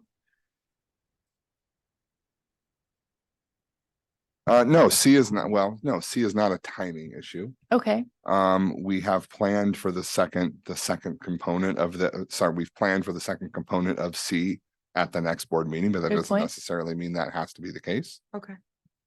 or could both of these be on C or on November 2nd? No, because one's an information item and one's an action item under an appeal. Okay, so anyway, so it's 9:53. Do you all want to extend? Do we want to make a motion to extend or do we want to just see how far we get and kind of exhaust our last few minutes tonight and be done? Go ahead, Laura. Well, my kids are already asleep, so I'll stay as late as we You're okay stay. staying? Elliot, you're I'm okay fine. staying? What this one said is. I know, there's on mine's both too. as well. McNary? I would be in favor of pushing a couple of these things to November 2 and not staying as late. I think maybe getting through like C because that's kind of been outstanding and it'd be nice to Good point. move through that item tonight, but I don't, unless the other 3 are time sensitive and the second is not a full agenda, can we just come back then since we've got room on the agenda? We do have staff members who are here waiting for D to happen. They waited through this you're whole waiting. meeting. Oh, the tiers. Okay, got it. Never mind. But maybe we could cut it at E. We could What? cut it at E, maybe move E and F. That's okay, E and F? That's okay, Buck? Yeah, Okay, and the strategic plan update's fine. Nothing's happening. that's true. It's not time sensitive. It's in the past. Okay, trustee Brian, are you okay with moving E and F to November 2nd? That's fine. That's Okay. So we're gonna make a motion to extend until, I'm just gonna say, we'll just say until 11 because we can only extend once. We're not gonna be here until 11. I just want to make that clear. So I'll make a motion to extend until 11. Can I get a second, please? I'll second that. Thank you. Motion made by Carolyn Swanson, seconded by Dr. Hazen. Mandy, can you? Oh, sorry. All in favor? Aye. Opposed? Thank you. All right, motion carries unanimously. We're gonna get through C and D.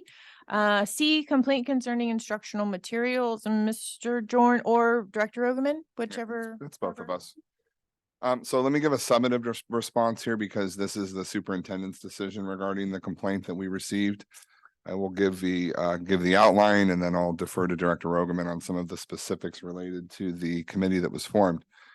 So a parent submitted a complaint or an objection associated with a book being taught, Dear Martin, for one of our 10th grade English classes. The complaint states that the amount of profanity in the book goes beyond that. That is what is acceptable. The language is not tolerable in public, printed newspapers, or even in the motion pictures, which would be rated R and inaccessible to students based solely on profanity. This is the reference from the complaint. The remedy requested was the complainant requested the verification that this book was properly vetted and adopted for the use of curriculum within our school district, and notes the disbelief that the board would read and adopt a book such as this. The district looked at our board policy and our administrative regulation, admin regulation 1312.2. There is a determination that can be made under 1312.2 that's a sole decision made by the superintendent at the time, or the superintendent can designate a committee to review the curriculum, and we call it our curriculum review committee. The curricular review committee consisted of 4 teachers, 2 administrators, and 2 parents. All 4 of the teachers were employed at Pacific Grove High School. We have 2 teachers that are in the English department. Each committee member read the book. Sorry, there was also 2 parents who are also educators and 2 administrators who are also educators and previously taught in the English language arts. The committee reviewed the book. Everyone reviewed the book, and they provided a recommendation and a list of words that were included in the complaint to the superintendent or designee, and they provided some fact findings. So with that, I'm going to take a pause because we did defer to the committee, and the committee was chaired by Director Rogeman, and I'd like Director Rogeman to cover the process that the committee went through in reviewing the book. Thank you, Interim Superintendent Jorn. Buck Rogeman, the Director of Curriculum and Special Projects.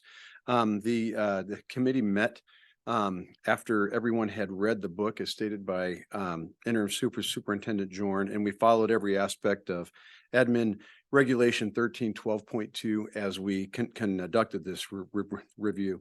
The first thing I'd like to do is I'd like to thank the members that served on the committee for devoting the time to read the book and then also to hold the discussion that was related to the book. It was no small task.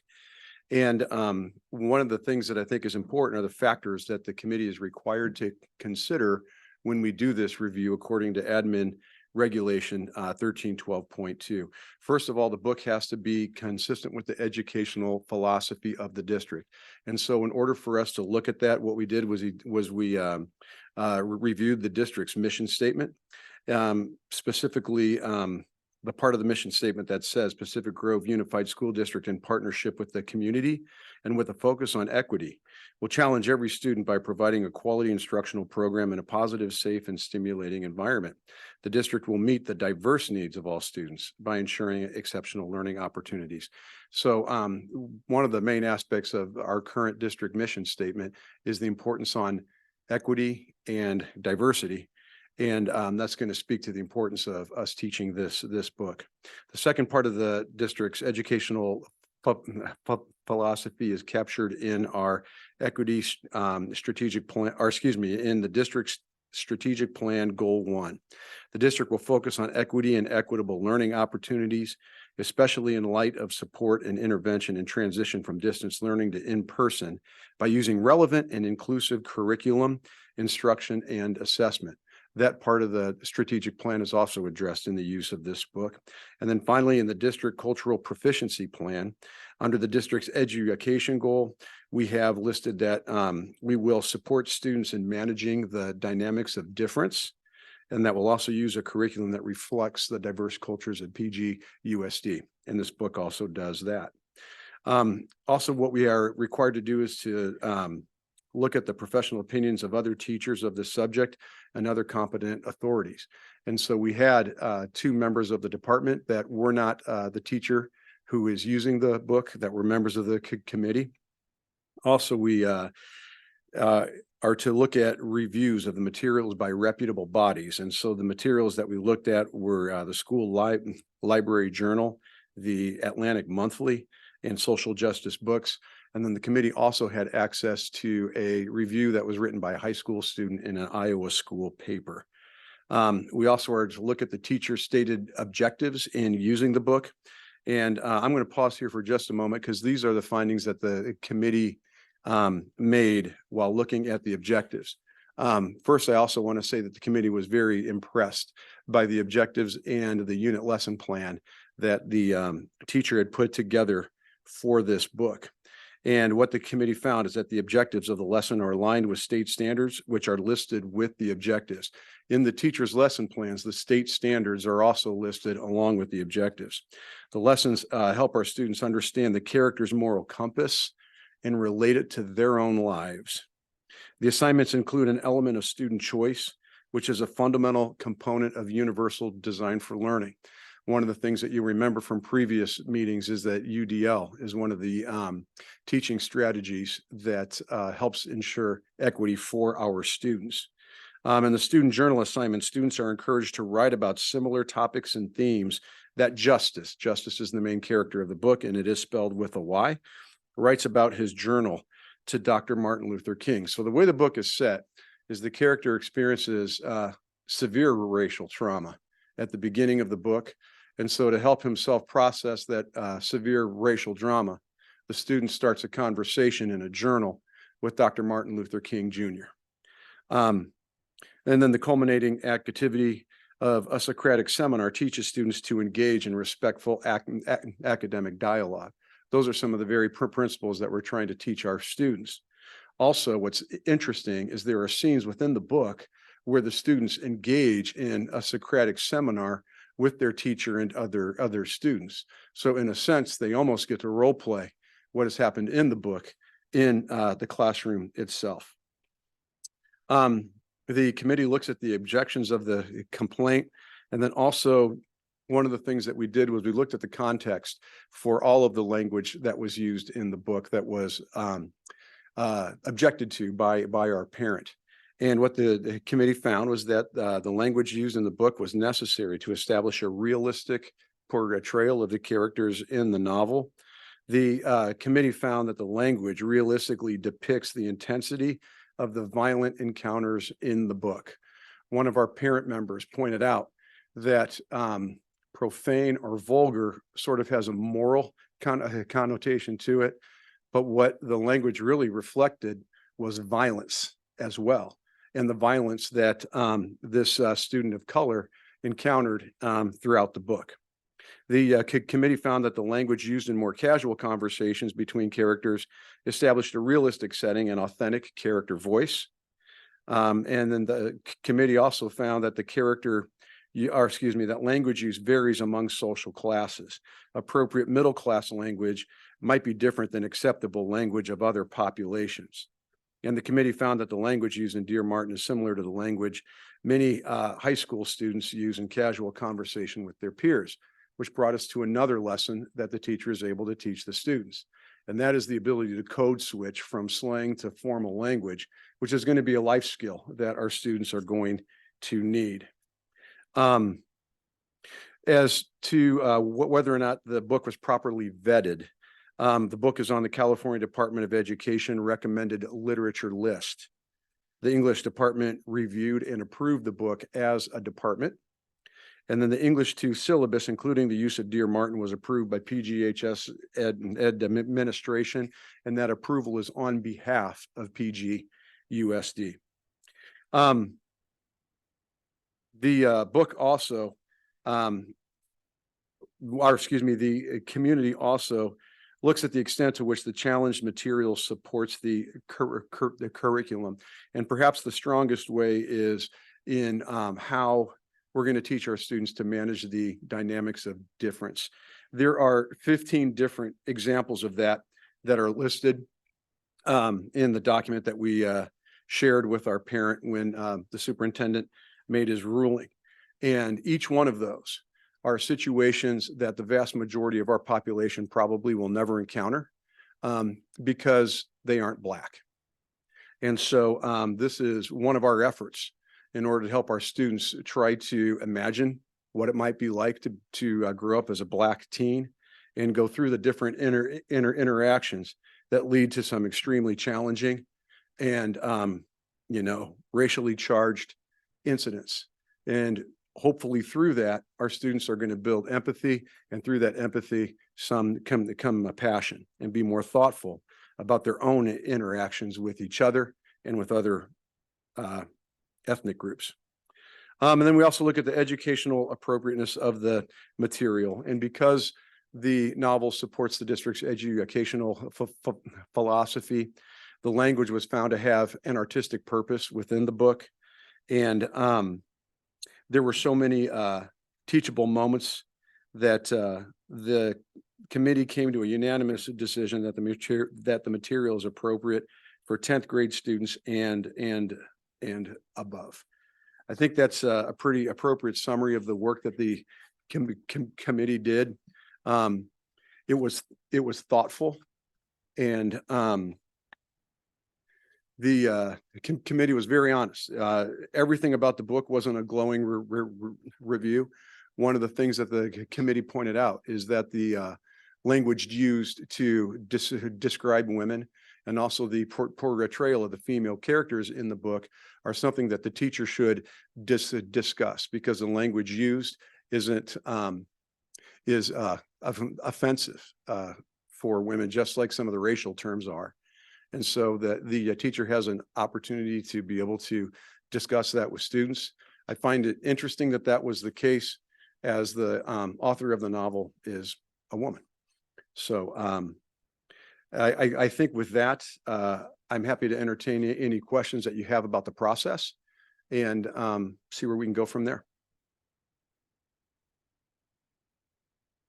Mr. Jordan, did you have anything to add, or that's the conclusion of the presentation? No, the only thing I would like to add is, and I need to read this statement because it's the superintendent's final determination, which is identified in the board policy, which is crucial associated with this, is that based on the findings above, which were read by Director Rogerman, and the committee's determination that the material supports the district's curricular goals and it is appropriate for 10th grade students, no corrective actions need to be taken.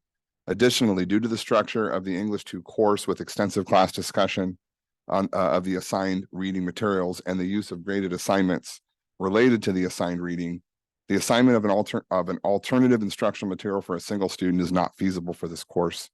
Accordingly, the district has not authorized the use of alternative instructional materials for this course. The appeal process associated with this is pursuant to board policy and administrative regulation 1312.2. If the complainant is dissatisfied with the district's decision, the complainant has a right to appeal this decision to the Board of Trustees, and an appeal to the board must be made within 30 days of the receipt of the decision. Now I'll open it up for questions for Director Rogerman and myself. Thank you so much. Trustee Brian Swanson? I don't have any questions, just an appreciation of how well this has all been presented. Thank you. Job well done. Very great. And thinking just about the process again and having a committee to do that. And you can tell everybody really dove into this and gave it a tremendous amount of thought. This was not casually thrown off and just go read the book. It's on the list. Everybody really did their work. So thank you, and to everybody and the parents and the teachers that were involved in doing this too. Yeah, I'm next on the list, and it does appear to me from the information I have that the complaint was taken very seriously. So thank you both, and thank you to the committee members for that. I appreciate it, because I think in our district it's important for families to feel safe when they advocate, and I just appreciate complaints or advocacy being taken seriously. So thank you. Trustee Hasten? Yes, I do also want to say thank you to the committee. I did read this book. You did? I did, You yeah, did, and I'll okay. say a little bit about it. I'm sorry, I'm taking time after 10. I completely agreed with their assessment, including some of the concerns brought up, particularly about how some of the characters were treated. I wanted to express the importance of parents being involved in the child's education and thank the complainant, even if the committee did not provide the outcome they wanted, because it is important as parents for us to be engaged in education. I'll say the book is a quick read. And while the writing is easy to read, the book is not an easy read. I'd lie if I said I didn't shed a tear while reading the book. And, as the committee said, the writing and the language provides an authentic character voice that you engage with, that makes you care about them. And, Bucky, sorry, I feel like now I'm in English class, but Bucky mentioned the code switching between the peers and a more formal conversation, but there's another level too, right? Where Justice is code switching between the affluent, largely white community where he's going to, the largely white community of school where he goes to, where he is educated versus the largely Black community where he's raised. And seeing that is something I think that is very important for our students that don't always have that experience. And if it's okay with everyone, I'll end with a quote from the book where I think it's in chapter 9. Manny, one of the characters, sits back up and says, "I just want to thank you, man." Justice says, "For what?" "And for helping me get my eyes open. I didn't like what I saw, so I wanted to shut him again. But if it wasn't for you, I wouldn't know some of the stuff I've always felt around those guys is legit." So thank you guys again. Thank you. Thank you, Dr. Hazen. Clerk McNary. Thank you for following the process and going the extra step to form the committee and see it through, and also for bringing this back to the board. This is the first time I've seen something like this. So I think it's really nice to see the process that was followed, both on the side of the person who advocated and for the public, and for us to know how it works. So thank you for your work. Thank you to the committee, whoever they were. Trustee Otmar. Another thank you to everybody that was involved. There's a lot of time that was involved. I can also appreciate what it means to speak up and advocate, and it can be a nerve-wracking place, and that this was followed through in such a thorough way is, I feel like this is exactly what's supposed to happen. But this is, this is great. I also read the book, so I could see where, I can see how it might be viewed as kind of a difficult read, but in the times that we live, it is reality. It's where we're at. And as far as the difficulty with, the language surrounding females, I didn't find it personally offensive. I found it part of the story, because to separate myself as a female and say that is offensive when the rest of the book is just so moving, it feels like a disconnect, So I really appreciate everything that was put into this. And I guess that's all I have to say. So thank you. Thank you very much. Okay, with this item now we've heard from the board, we'll go out for any public comment, either online or in person. Is welcome as always on every agenda item. So I'll just give a moment. Looks like we have about 15 people still online. We're here, and feel free to raise your digital hand if you wish. Thank you, Louis. It doesn't look like anyone is raising their digital hand, and I don't see anyone here making their way up to the podium. So with that, we'll close out public comment. There is a line because it's an info item for direction, but do you need direction from us? This is really truly info. It's truly info. I do not need direction, and the complainant has already filed with the board their right to appeal. Okay, thank you so much. So next up, info item D, Pacific Grove High School course catalog for the 24-25 school year, which is Principal Garcia and some of his amazing team is here tonight. And so we have a choice tonight. We can see if Principal Garcia wants to present something, or part of his amazing team wants to present something, or as a board, we can look at this and say, we've read it and we don't have any questions. And so we have that kind of choice. But did your team have something in specific they were hoping to present? No. Okay. Option 2. Okay. What's Thank behind you door for number saying 2? that, because otherwise I make the decision and sometimes it makes me look cold. So I appreciate you making that decision. So board, do you have any questions on what you read in the packet on the course catalog? Oh, I have a comment on it.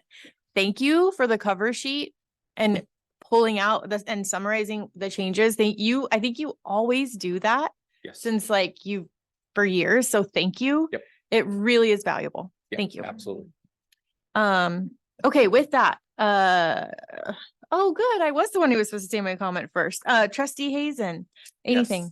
Yes. I just want to say I'm amazed at the number of offerings for our small districts. Yeah. And just ask a quick question on the limitation on additional dual enrollment courses. I think the main issue is the space probably and the instructors to teach it on campus, but it would be awesome to have additional language opportunities for the students beyond Spanish and French, for example, which I think they have at MPC, but maybe not on PGHS campus, right? That is correct. So our goal is to increase dual enrollment and we're working towards that. Thank you so much. Thank you. I forgot my one question that I ask every year. Can you guess? Do you remember what I always ask about the course catalog? Yes, it will be translated. Yes. Okay. So it will be translated to Spanish. We have to bring it back for one more time to get it approved. So as soon as that happens, I think we're looking at the second board meeting in November. Okay. Then Thank you for we'll doing send that. it off to be translated. And thank you for getting it truly translated. You actually retain a firm or a person who Our truly district translates, has, not Google a company Translate. that we contract with. Thank you. Clerk McNary. I do not have any questions or comments. Okay. Thank you for all the work that you and your staff put into this. You're welcome. It's really beautiful. Being added for your writing and journalism. Yeah. Yeah, good stuff. It's good. Trustee Otmar. All of that. I've talked a lot. So, and thank you for the cover sheet. You're welcome. It was super helpful. Good. And thanks, guys. Trustee Brian Swanson. Again, the cover sheet made it super duper easy. All the links work. I always look through that, but Yeah. it's come a long way over the years too, where it's like, there are questions about A through G, and that's been tightened up so much over the years, and it's just easier to read. Stuff's in the right place. So that's all just great. Good work to you and your team on putting it together. Really wonderful job. Thank you. Mr. Jordan, do you have anything? No? Nothing to add. Great job. Thanks. Yeah. We love having you and your team. Takes a lot of work to put this together. Yeah, come to another They're- board they're meeting. solid. Keep coming. Sorry, Leach, I didn't mean to interrupt you. I'm sorry. No, yes, I have a great team. Yes. Okay, well, we will go out for public comment on this item. Same drill as usual. Anyone online, please raise your digital hand. Anyone in the room who would like to make their way up to the podium and say anything? Yes.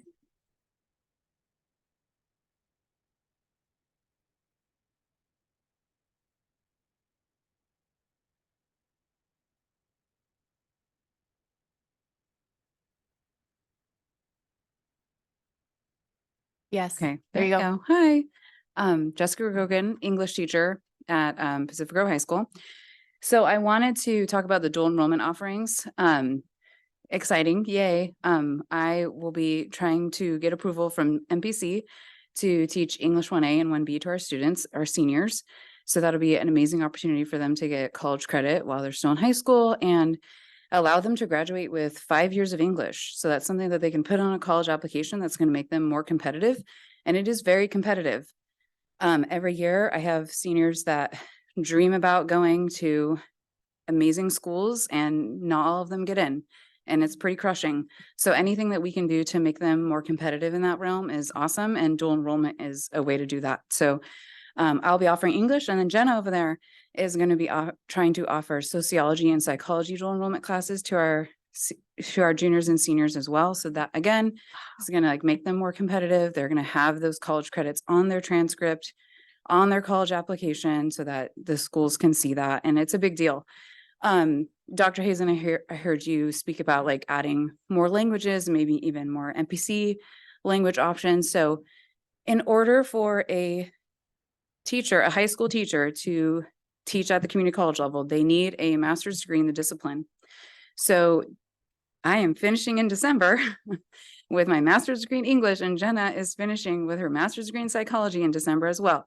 So we had to go back to school to make this opportunity available to our students. Wow. So if you are serious as a board in pursuing more dual enrollment options for our students, then you have to support teachers in their efforts to do that work. It's a lot of work. It's like literally going back to school and doing extra work to do that. So if this is a goal that you have, gotta put your money where your mouth is and support teachers in doing that. And they'll rise to the occasion. We will rise to the occasion to offer those opportunities for our students. So thanks so much for your time. Thank you so much. Throughout the year, when we hear things like that, I always kind of keep a note, right? And then we can bring those back during our board goals meetings and bring it up, see if it's doable in that moment. So thank you for saying those things. We really do appreciate public comment and comment from staff. So thank you. Jenna Hall, would you like to say anything? Okay. All right. Well, we appreciate you being here. So with that board, hey, procedurally, Mr. Jordan, do we need to vote to table E and F to the next meeting, or how would you like me to do that?